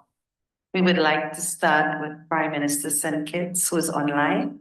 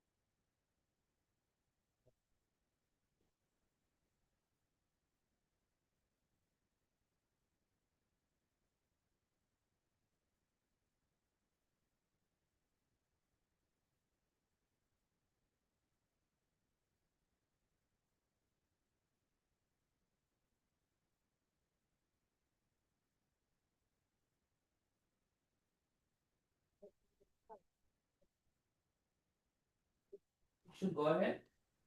Should he go for you? Hi, I hope you can hear me. I am ready to go. I know there are some technical difficulties. But if you can, I want to recognize, of course, the chairperson for this panel and all of my colleagues around the table. I am Dr. Terence Drew. I am the Prime Minister of St. Kitts and Nevis, but in addition to that, I am the Minister of Health and I'm still a practicing physician. So I have been practicing medicine for well over 20 years as an internist. I say that because I think today the focus is on health, and I wanted to outline that. I am a board certified internist and been practicing here Of course, I'm not practicing as much as I used to. But nonetheless, I have been asked to look at a number of things, and I want to welcome all to this session, outline the key health innovations in your country. Of course, looking at healthcare from a policy standpoint, we would have done a number of things here in St. Kitts and Nevis in a way to really advance our delivery of healthcare. Not just in terms of what we deliver, but how we deliver it, really speaking to the quality of healthcare that we offer to our people. One of the key initiatives, and especially because I see the annual health research, is that we are now introducing a new electronic health record system. For us, it's innovative for the fact that it has been built by local people who understand our culture, who understand our circumstance, and who understand our people. This electronic health record system not only allows us to collect data for patient care, but it allows us to collect data for research. For anyone who is in research, part of it is data collection. And before we were launching this, a new electronic health record system to collect data was very, very challenging. It was very heavy in terms of the number of persons to collect the data. And sometimes the fidelity of collecting the data might be questioned. But with this new electronic health record system, we are able to collect data, real data, and to use modern technology, especially in the AI, to help us to analyze and interpret that data. I can say that things that used to take us, I will say, months to collect and to analyze can now take place in a fraction of the time. Hence, it has given us the opportunity, it's given us the opportunity to be able to respond to health challenges or to respond to our population in a much more efficient and effective way because it is so data-driven. And that data at the basis of our decisions and our policy making, our offerings, all that we do in health is now built on that data, are guided by that data. We think that this type of innovation would definitely help us to improve what we are doing in healthcare here in St. Kitts and Nevis, and I'm sure other countries are looking at it. When we built our own electronic health record system using a local company, our organization, the Robotics Association, these were very young people who are all into technology, and they had to go through a very vigorous process. We had brought in specialists who were sent by PAHO to investigate what we were doing and to really analyze the homegrown health electronic health information system. And they deemed that the system had excellent quality and had meet what we will call the standard, the minimum standard at least, but it has surpassed it to be able to be employed here in St. Kitts and Nevis. And so that is one of the key ways in which we are using innovation and using that innovation for research to really dictate what we deliver here for our people in St. Kitts and Nevis. And so I will say to my colleagues, you might be surprised the type of talent you have. Because when we were looking for electronic health information system, we could have easily adopted a system from another country.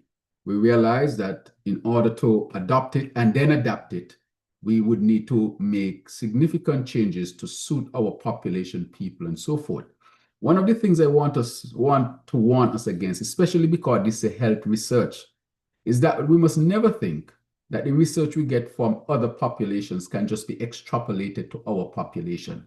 And I will give one prime example. Good morning, Prime Minister. Yes, can you hear me? Hello? Yes. Good morning. Good morning. Unfortunately, we've been having a little technical problem on our side. Yeah, okay. Can I ask you to pause one moment? Yes, I will pause. Thank you. Okay, because we're not hearing you very well on this side. Yes. So, Yes. yes? Yes, We okay, I will can fix pause. it. I will pause. We're trying to fix it right now. Okay. So I can come off and let somebody else speak, and if I get it fixed, I will Okay. come back in. Okay? Excellent. Thank you Yes. so much. Yeah. So indicate to me if I get it fixed and I'll come back in, but I'll be listening. Thank you so much. Yes, absolutely. I will come on here and indicate to you. Thank you very much.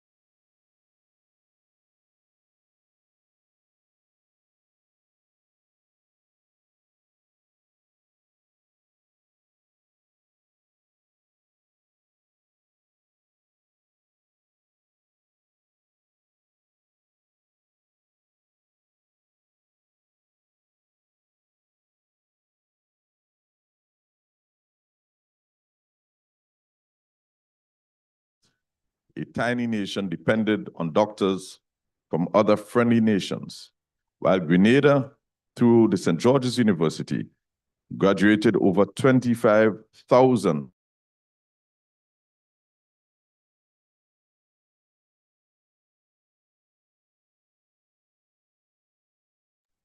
St. George's University consistently places the largest number of graduates into the U.S. residency each year across more than 20 specialties, and is the largest single source of physicians entering the U.S. healthcare system. Project Polaris is designed to meet the growing needs of our people while tapping into the medical tourism market. This hospital is expected to showcase some of our best regional talents and will be equipped with cutting-edge technology and equipment, utilizing telemedicine, artificial intelligence, and robotics, thus creating the perfect environment for our clinicians, a strategy to build medical sovereignty. We recognize that while higher pay attracts our healthcare workers, working environment is equally important. Illnesses do not choose sides. They do not wait on election results. They do not wait on the conclusion of an argument or debate. They do not choose time and place. Therefore, our healthcare system must stand as a beacon of fairness, dignity, and compassion. Project Polaris is the embodiment of that principle. In Grenada, we are laying the foundation for a healthier, stronger, and more resilient, productive nation. Thank you.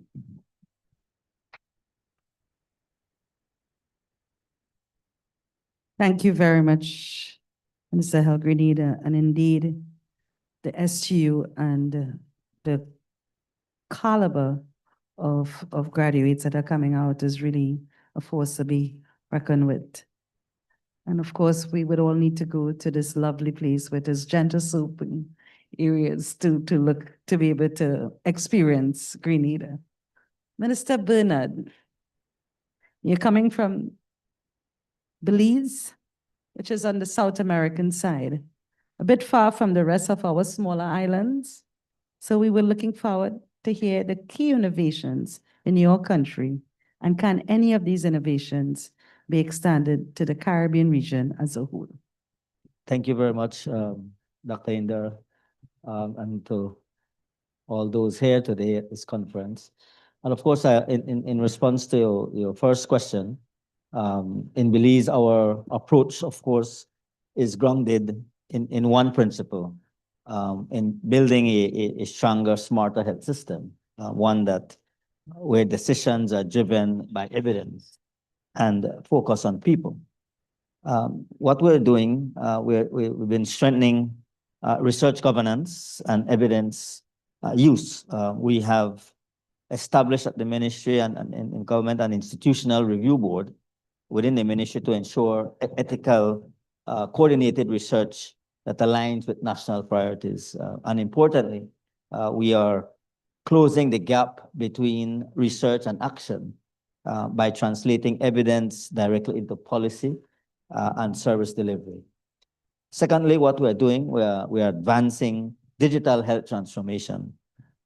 This includes the upgrade to our National Electronic Health Record System, known as BHIS, and the rollout of our clinical data exchange platform, allowing different electronic health systems to speak to each other, so that we are able to access and data much more faster. At the same time, we are similar to Guyana, who has already implemented telehealth. We are at the point of starting the introduction of telehealth, so that we want to ensure that there's better data use, interoperability in our systems, and the continuity of care.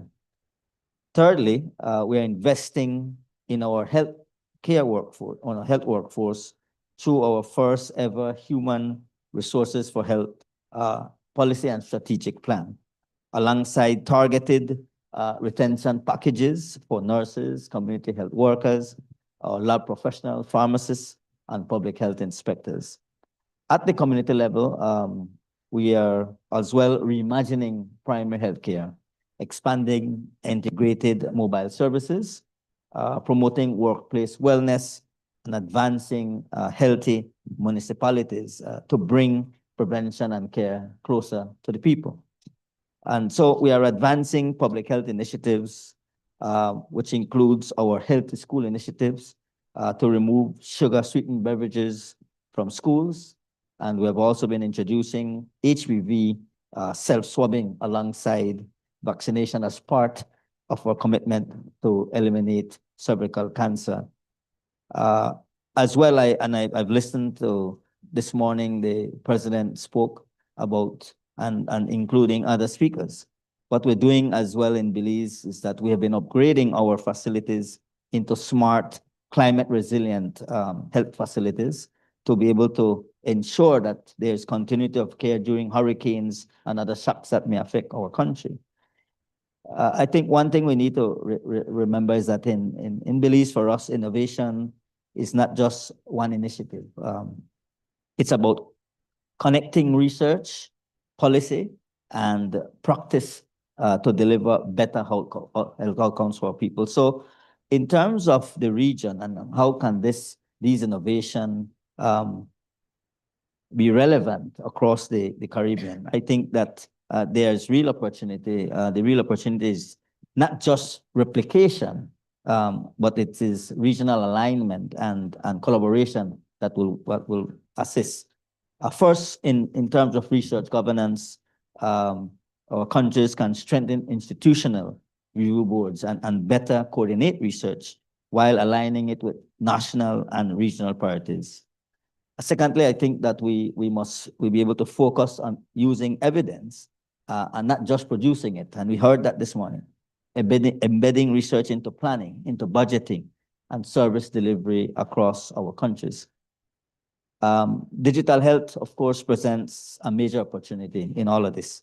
And by developing shared standards for interoperability, data governance, and digital platforms, and leveraging pooled procurement, we can accelerate transformation while reducing the costs in the region.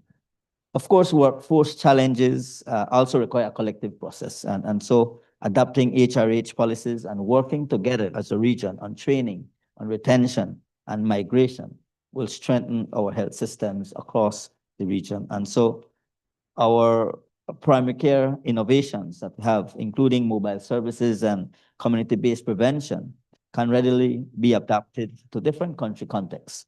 And as a region, this is highly vulnerable to climate change.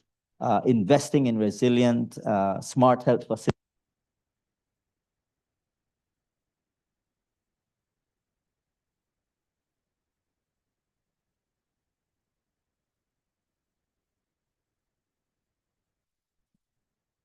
force, technical cooperation, and joint capacity building. And so the opportunity for the Caribbean is clear, to move from isolated national efforts to shared evidence-driven solutions that will improve our health outcomes for all of our people.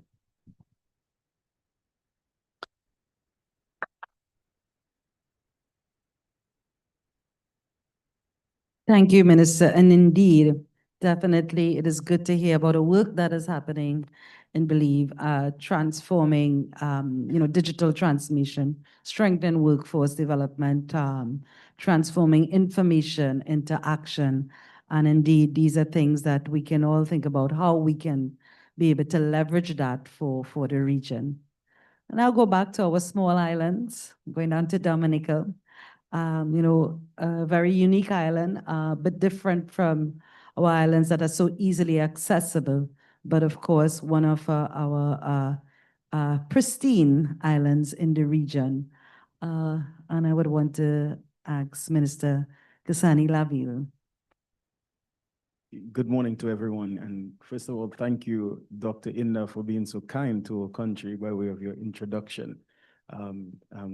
Minister Anthony, thank you for your wonderful hospitality, and all of you, greetings.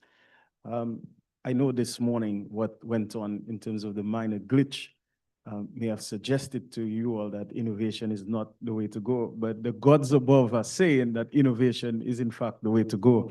So I'm reminding you, I wish to say that for us in Dominica, as a small island developing state, that innovation is not a luxury for us. It is essential. And may I state further that it is not merely focused only on the technology aspect, but it is more about how we can use that technology, how we can use different strategies to bridge that gap between need and access to healthcare. So this is what it is about for us. In Dominica, we are transforming health in many different ways, and we are focusing on 3 pillars. And in terms of innovation, that would be connectivity, capability, and capacity. For us, we have recently invested about $6.5 million in doing a new and comprehensive health management information system that will be launched later this year.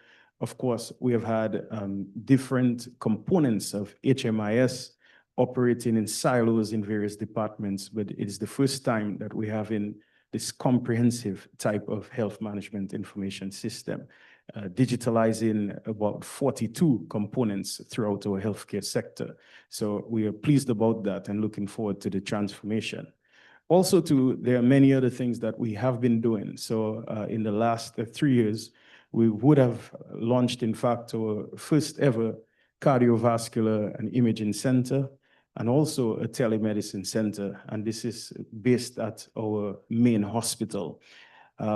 We have collaborated with the first affiliated hospital of Sun Yat-sen University in the People's Republic of China. And we we have been able to coordinate and treat complex cases using specialists and subspecialists that are now available to us. And by way of our population and scale, never before would they have been so easily available to us. And that is certainly noteworthy and transformational for us.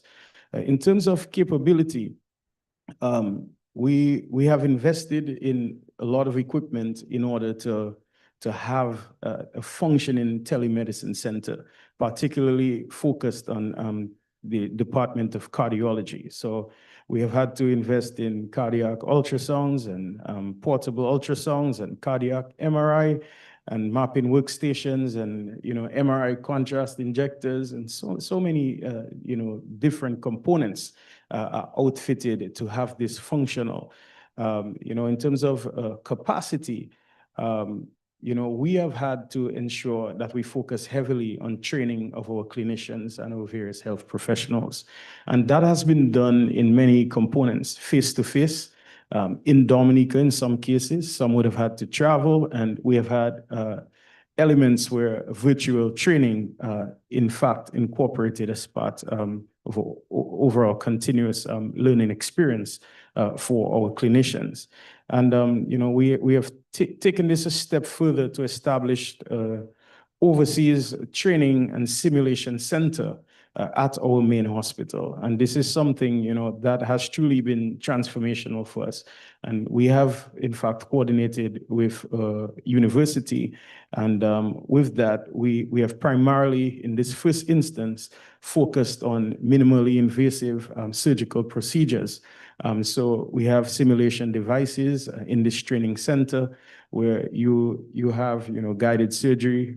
We have many of our clinicians for the very first time having these experiences of doing laparoscopic surgery and learning suturing using this technology and improving the hand-eye coordination and various techniques. So this is what we have really been investing in, and that we hope will move a step further into areas like ablation technologies. So for us, all these areas we believe are transferable and scalable to all states within CARICOM.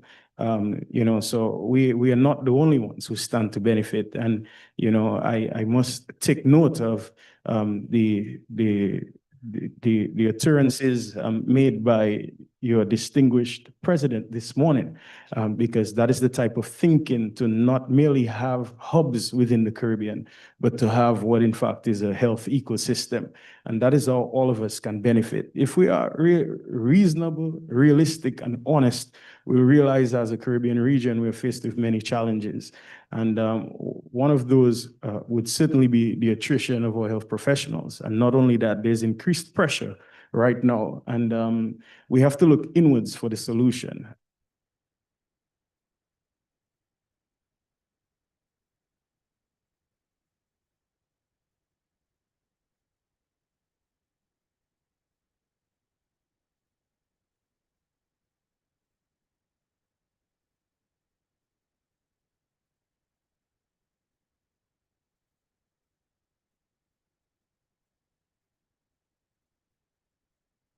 Region.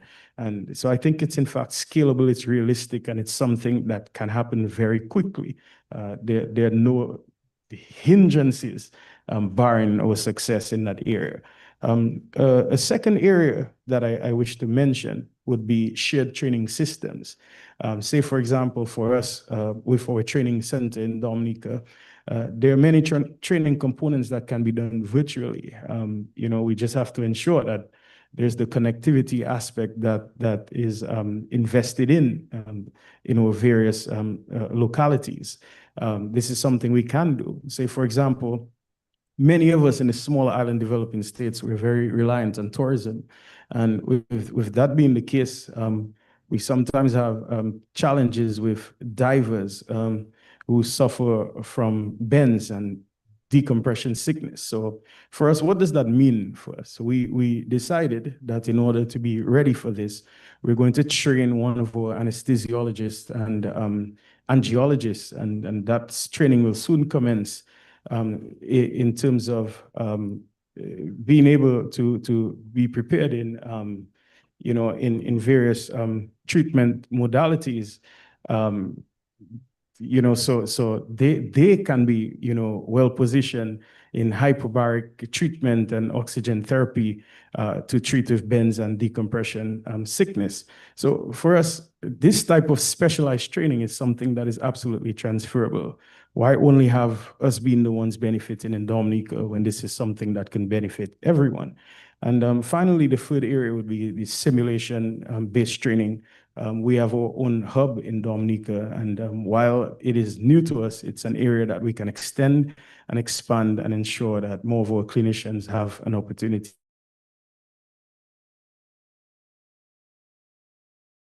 to collaborate, to work together, and not merely mention it in this difficult period, but to transfer words to action, to absolute commitment, where the good people of the Caribbean can stand to benefit profoundly. Thank you.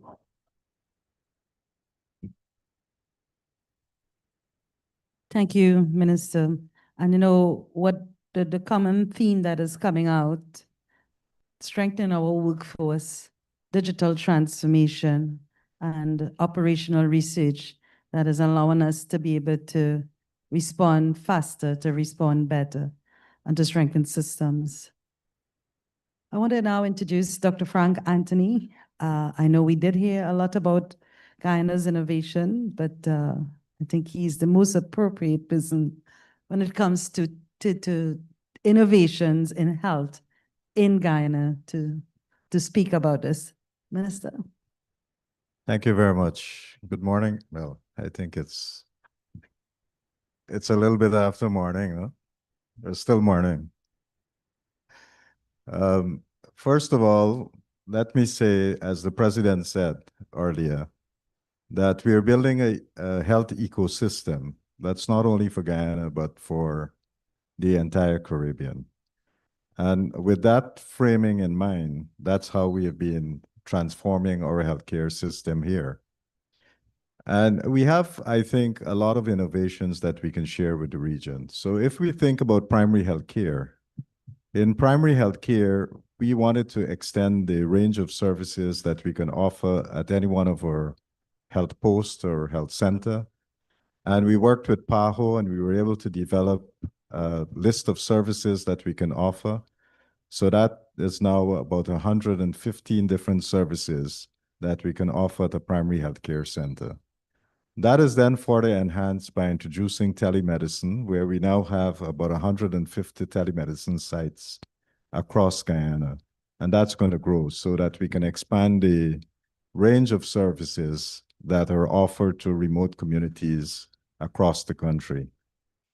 In addition to that, if you go to the next level, which would be like health center and district hospitals, we realized that a lot of our district hospitals, or what we were calling district hospitals, did not have surgical capabilities.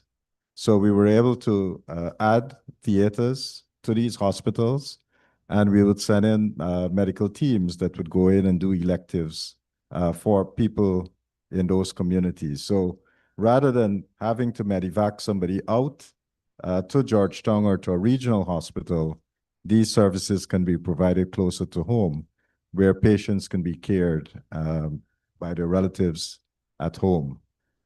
In terms of other prevention things that we are doing, the president spoke about the school health program. And this, we think, is a very innovative program.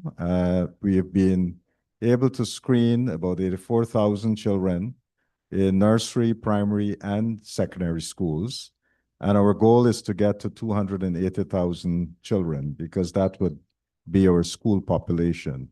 And what we've been doing is checking for hearing impairments, any eye problems, dental problems, and a general screening that is age appropriate.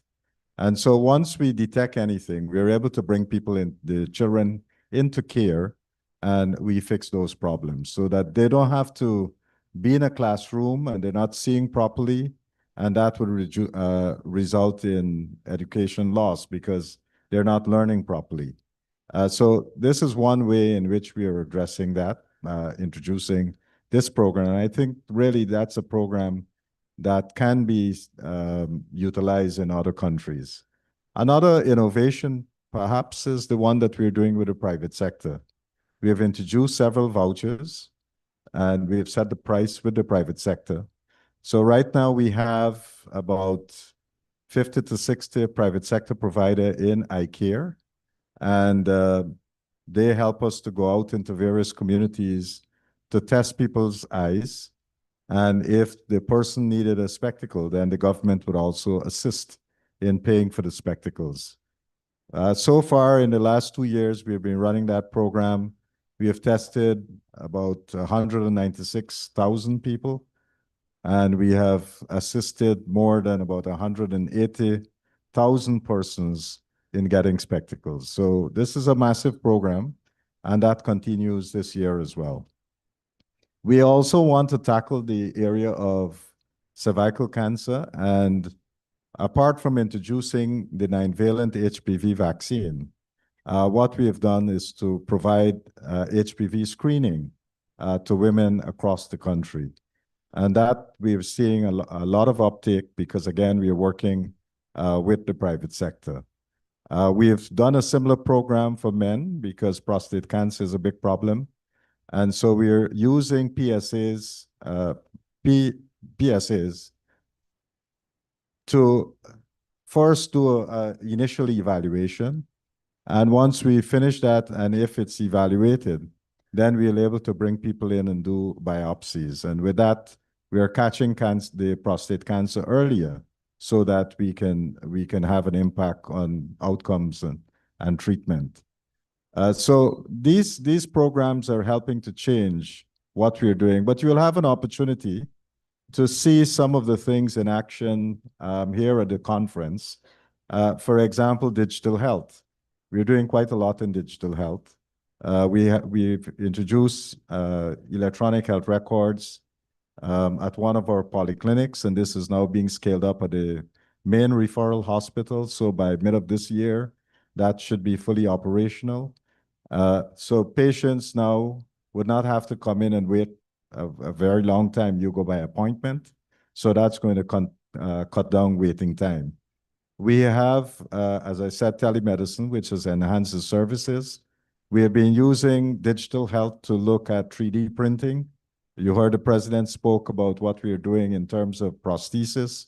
So we can, and that's really a game changer because before it used to take us at least 5 days to make a socket for a person who need a prosthesis. Now it takes 2 hours.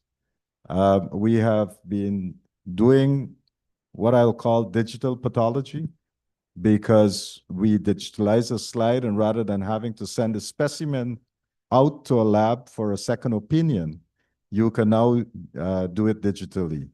And that also has been a game changer because it has moved our diagnostics from somebody waiting for 3 months to get a diagnosis to now us being capable of doing this within 3 days. So these things are changing people's lives and how they get diagnosed. So 3D printing for prosthesis. We have also been doing 3D printing for crowns, and that too has saved people a lot of money because prior to this, we have had to send these crowns to Miami, and it takes 2 to 3 weeks before you get it back. Now you're doing it right here, and in 30 minutes to an hour, it can be fitted right here. So it's a big change, a very big change. Other things that might pique your interest is that we're introducing a drone that can do drone delivery. And right now, the drone that we're testing flies for about 150 kilometers, and it can go down.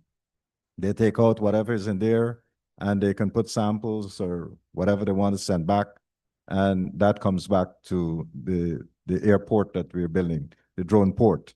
So lots of interesting innovations that can assist. And then at our tertiary center, among the things that we do, they do quite a lot of complicated surgery at the tertiary center. aneurysms now they're capable of fixing. And we have been doing kidney transplants for a while now. And we are going to explore even further types of transplants. But one of the interesting thing, and I think a lack in the region, has been capabilities of doing HLA testing. And so because of our transplant program, we wanted to have that capability. And so we have introduced that. We have a lab, we have all the equipment, we have trained a person who is able now to do the check the results and see what's going on there and can provide the advice. And so transplant programs in the Caribbean might want to consider if they want to do HLA testing, they can do that with us.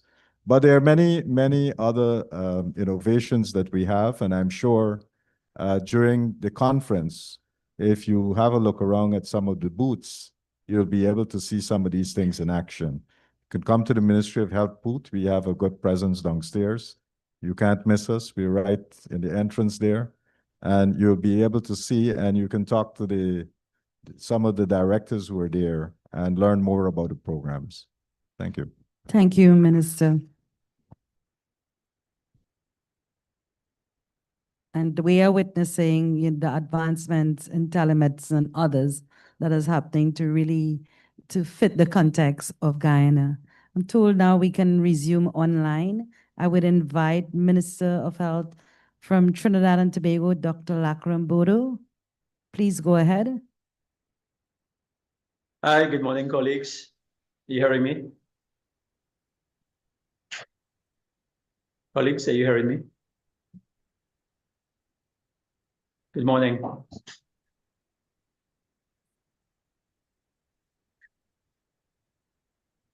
Good morning. Can you hear me, colleagues?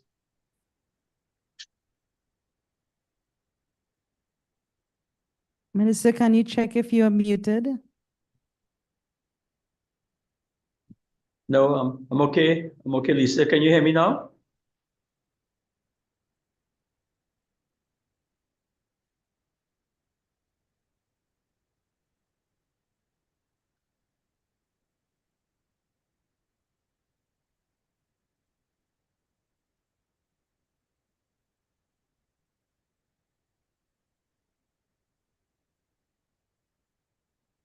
Can you hear me, Lisa? Yes, we can. Please go Okay, ahead. wonderful. Good morning. Good morning, colleagues. I'm very happy to join you online for this conference. I want to thank and congratulate CARPHA for convening this very important health research conference, and of course to commend the team, which is innovation and leveraging innovation in terms of looking at our problems in the Caribbean. I also want to thank my colleagues who have spoken so far, for sharing their experiences, and it shows that in different countries, of course, there are different needs. In Trinidad and Tobago, we have our special needs in terms of treating with NCDs.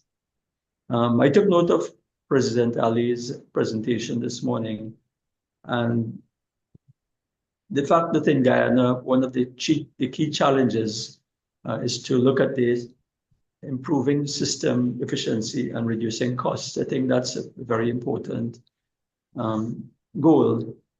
One of the challenges we have in our country is in terms of how to deliver better and more timely care whilst containing costs. And so, of course, in common with some of the other innovations in the other islands would be our focus on the health system digitization. So we are currently advancing a national program to strengthen our patient records. This is very, very important. One patient, one record. And of course, that is going to help us in terms of gathering our workforce data and service planning. The telehealth for delivery of services in some of our remote areas is being explored. And I took note, of course, of Guyana's suggestion that perhaps there can be a hub for telehealth. That is something that perhaps Trinidad and Tobago could look at. In terms of looking at how we can treat with NCDs, the other issue, of course, is prevention. In that regard, we've advanced legislation for front of package labeling. We are also taking a whole of government approach, what we call a cluster approach to treating with this issue. I'll give you an example. The Ministry of Health has partnered with the Ministry of Education to introduce a healthy foods initiative in schools. And we wanted to go further than that. And we've also partnered with the Ministry of Agriculture in terms of going really to the root of the problem, pun intended, to grow healthy foods. So that is something that we're looking at. One of the issues that I'm sure is common with our Caribbean neighbors would be the issue of human resources for health. We know this is, of course, central to reducing the disease burden. And of course, the gaps in staffing directly affect our waiting times, the continuity of care and the clinical outcomes. So in that regard, we've had recently completed a comprehensive workforce assessment done with the Inter-American Development Bank.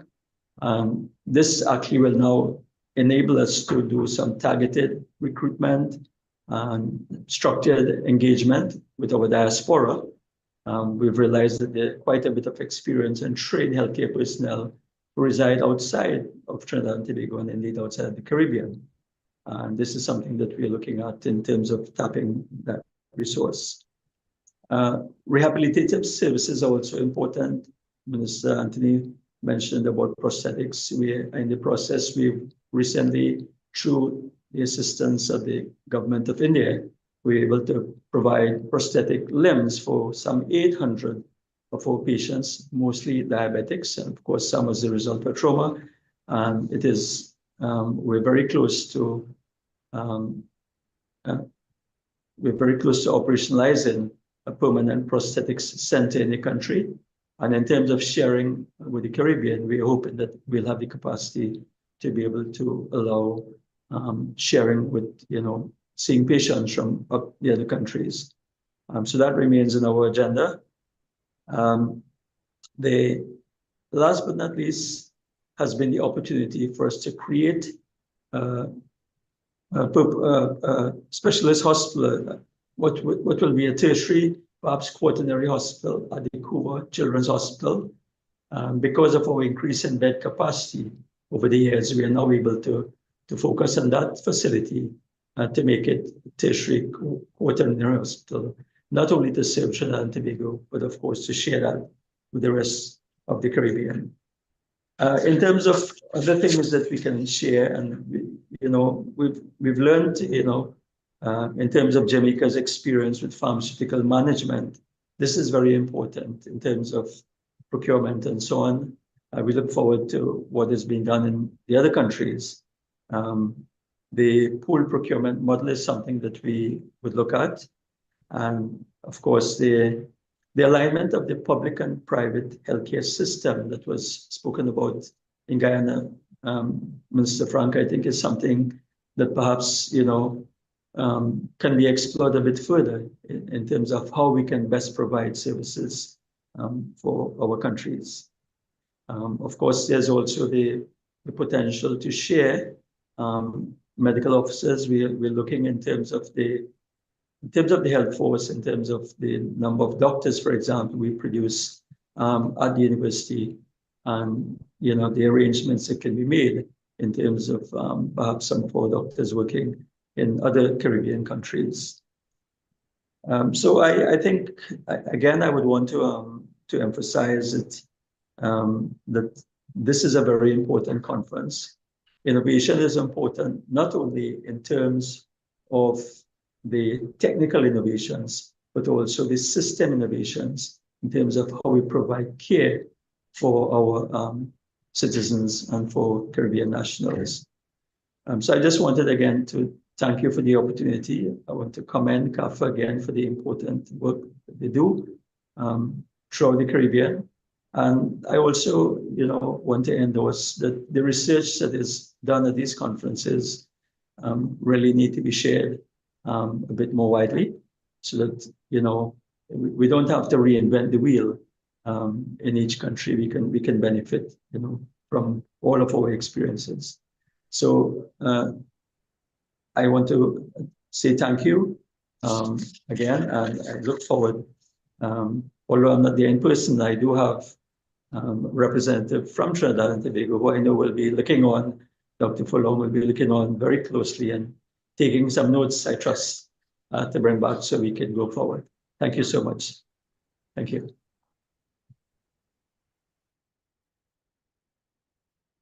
Thank you very much, Minister Bodo, and thank you kindly for waiting a long while and for bearing with us with the technical difficulties. We do hope that we see you next year face to face. And now we have Prime Minister St. Kitts, just checking if he's still online.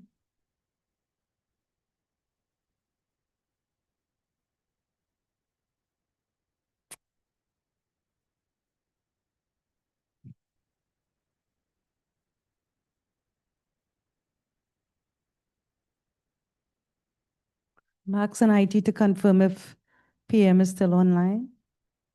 I am still online. Can you hear me well before I turn on my video? Yes, PM, thank you very much. Thank you for your indulgence. Please go ahead.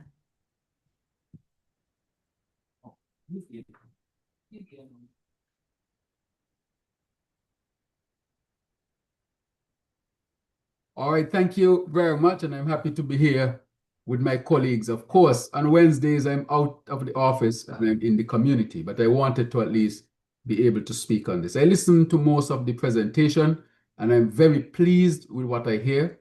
Based on what I have heard thus far, even from President Ali and the panelists, is that a lot of good things are happening in the healthcare space in the region, in the Caribbean. One of the things I would like to say from my own perspective, not just as Minister of Health, but Minister of Finance and a Prime Minister as well, is that I've come to recognize that the health burden on each country is tremendous. And I've also recognized that hardly any of our countries in the region can really cover the true cost of advanced healthcare for our people, even though I must say that there are improvements. What was mentioned, and I want to reinforce, is that we create a system where we can share our resources across the region.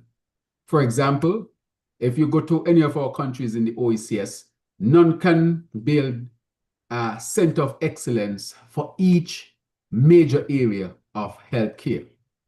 In cardiology, how many of us can really build an advanced center and still build an advanced center for neurology and still an advanced center for pulmonology, advanced center for urology, or even cancer care, where you can have radiation. And in addition to that, you can have PET scans and so forth, and even using new types of technologies that are being used to treat cancers accordingly.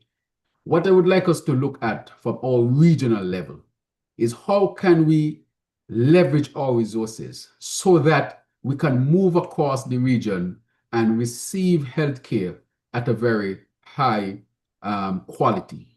For example, would there be a center of excellence, let's say in one country, where we can then access that advanced care by some sort of agreement which would move people from one area to the next? From my own perspective and looking at health economics and the cost associated with this, that no country will be able, at least in the foreseeable future, maybe except for one, maybe Guyana this time in the next few years, will be able to afford the type of, will be able to afford to deliver to their people the most advanced delivery of healthcare at, I would say, the extreme end in terms of the newest technology and so forth. It will be extremely expensive. Think, for example, a robotics, to offer robotics to your people. That is extremely expensive. They're just one.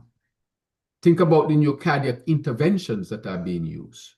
Extremely expensive. Hardly any country can really afford the extent of it to their population. I can say that. And so I think that part and parcel of this has to be, how can we collaborate to ensure that we leverage our resources to help the region? I'll give one example. We have the OECS PPS. In the OECS, all of us group together and we buy medication in bulk. What that does is that it carry down the unit cost per country, and it works. If I were to buy insulin, I think it's Nevis alone, it will be almost twice as much or more than buying it through the OECS PPS system. That's the pool procurement that we use to drive down the unit cost of medication across the sub-region. And that has been working extremely well. As a result of that, we have access to good medication at a much lower cost. So we have a model already. And I really want to reinforce how can we create that ecosystem. For example, I listened to Dominica well, and I heard about the simulation center. I mean, that is tremendous. How can Dominica, for example, leverage that simulation center across the region so I can send a few doctors from here to Dominica for some time to train in that simulation center, so I don't have to set up an advanced simulation center. I might have some level of simulation that I can handle on a day-to-day. But if I want advanced simulation, why can't they go to Dominica? With telemedicine, why can't we create an ecosystem in the region where all of us have telemedicine, and then we can access each other's health professionals across the region? I think that can also be an area where we can look. So there are already some low-hanging fruits that can be used and we can employ to help each other across the region. Barring that, I heard about Grenada now moving to build a brand new hospital and what the offerings will be. I am saying, looking at Grenada's population, and I know the cost of the technology that the Grenada is discussing, if Grenada were to depend on its population alone to drive that hospital, it will be bankrupt in very quick order. But I'm very sure that Grenada is seeking to see how they can leverage that center across the region so that they can bring people in from across the region and internationally. I haven't seen the model, but it's the only model that will really make sense if they can offer that type of medical tourism to help to finance the center.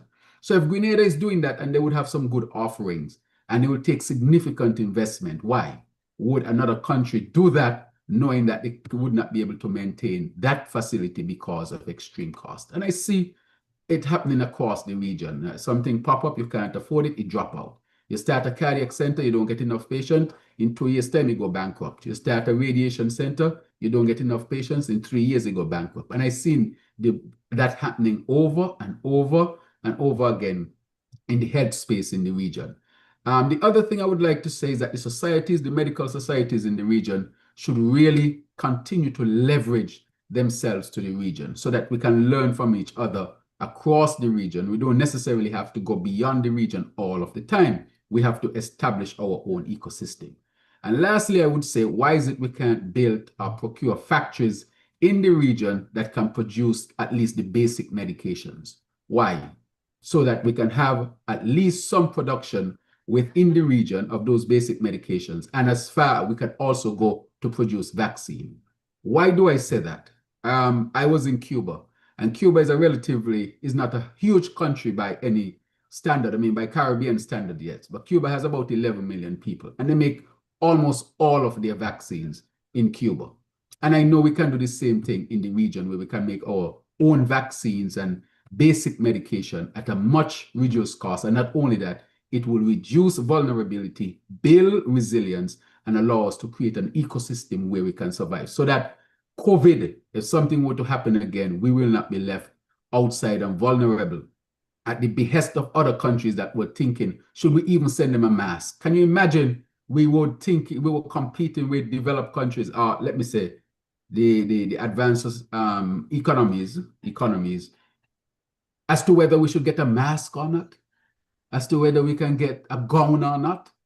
We were left totally vulnerable as a region that has resources that could have built up an ecosystem to protect us, but it was not done. So I really want to emphasize that collaboration at the deeper levels will help us tremendously in creating an ecosystem that will protect all of us. And I think that is what CARPHA is about, building collaboration across the region. And that is what CARICOM is about. How can we integrate more for the benefit of all of us? And so I really wanted to let my presentation be centered on those things, but I'm very pleased with the strides that I heard today coming from all of the countries, from Guyana to Dominica and the others, Trinidad and Tobago and the others who presented, Grenada and so forth. So I want to really thank you all for your efforts and thank you for being a part of the panel of which I'm a part. And lastly, I will say, togetherness and working together is, I will think, for the region, the best way forward for all of us. Thank you very much.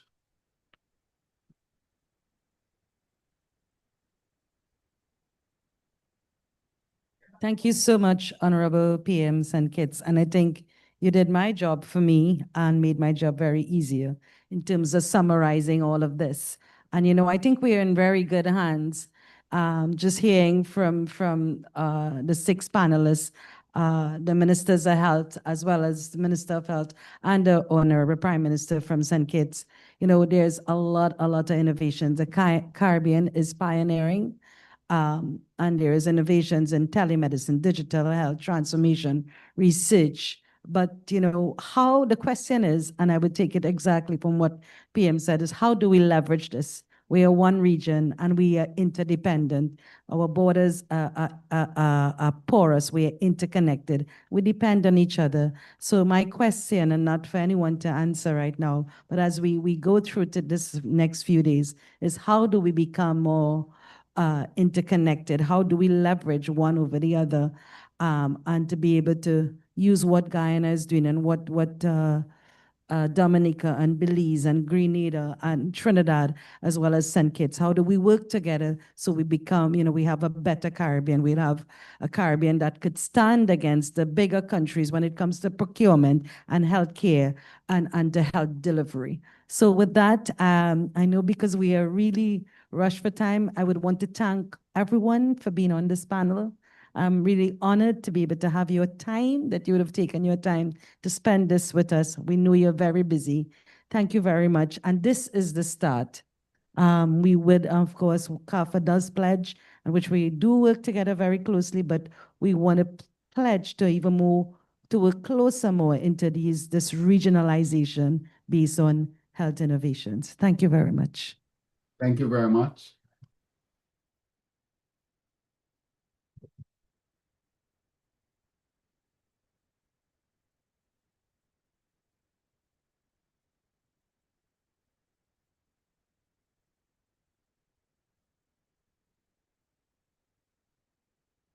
Morning, everyone. Those of you who have the program would recognize that we're running a bit late. So by way of introductions, I'm Marvin Reed, otherwise called the Time Master. So this is the little thing here, you'll hear it. So I'm just going to do a few public service announcements for you to help you through the day. Right now, we're going to be breaking for coffee. At this point in time, that's going to be on the ground floor to your right. It's a little cramped because originally we were planning to do it on the outskirts, but as you can see, it's raining. For those of you who need to find the restrooms are on the floor just below this and the final floor. All right, there are restrooms on either corners for you to find. The other important thing, those of you who, because of security considerations, we had to ask some of you to come up without collecting your badge. We can ask that you can now visit the registration desk to sort out your badges at this point. We're going to still give you a half an hour break because it's a smaller space. So we will reconvene when you hear the bell in another half an hour. Don't worry, you'll hear either the bed or my mouth. All right?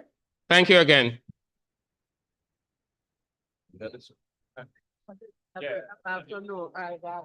Them to push back. Yeah, man. We don't have a choice. We can't, we don't have a choice. I've asked. No,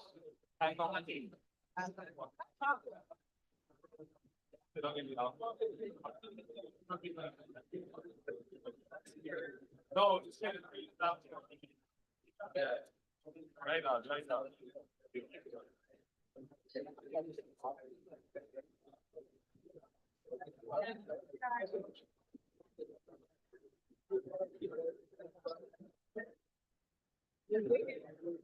I'll have a chat with you discussions now. Do you tell them because I'm going to one? Yeah, because I didn't see. Okay.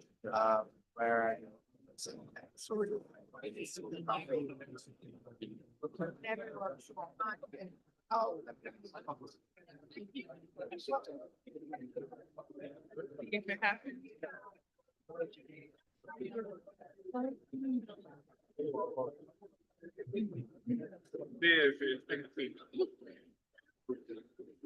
Senate, you need to fix the system before you lay on innovation, right?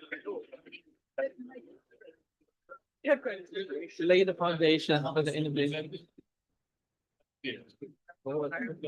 Big recovery.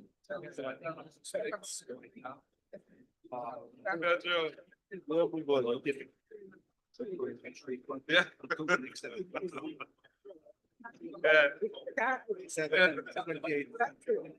Yeah. Next year we go to this. So we have. Most of which we use for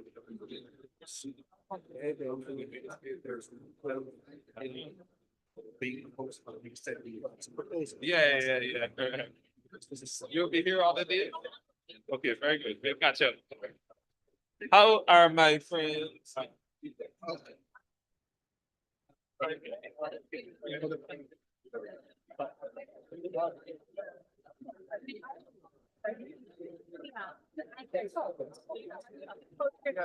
Okay. Just.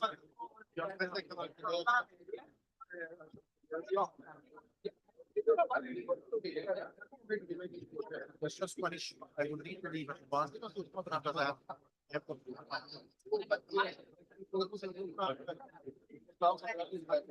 No, I mean, so. We will definitely, so the next one, now a lot also will depend, I spoke to Jeff. I think the best hope of getting something before that is if the US make it strong. And we have to see what would enable them. So we have to solve the WHO issue once and for all. I think the way to do that is, I remain convinced they have to make this net distinction between the implementing entities and the delivery partners. From what Jeff told me, they have don't forget your phone if you look around there because. Okay.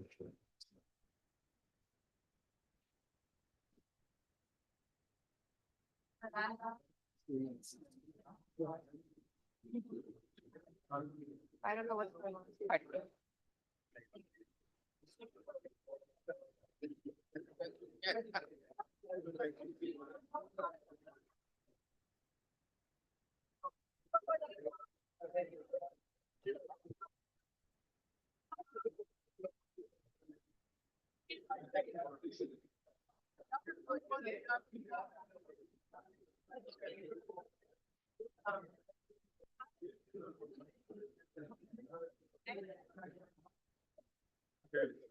Hi, I'll see you. Thanks.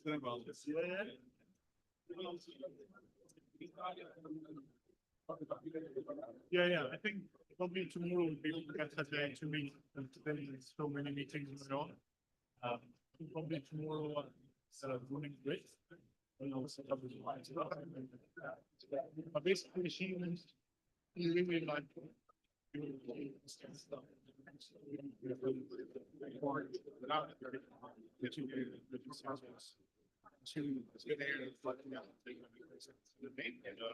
Oh yeah, she had awesome chickens.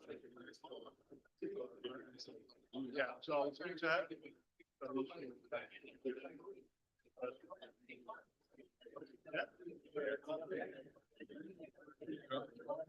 Girl, yesterday, somewhere not till 6 hours.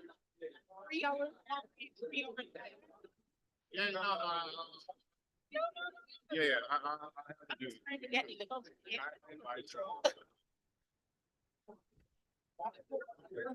I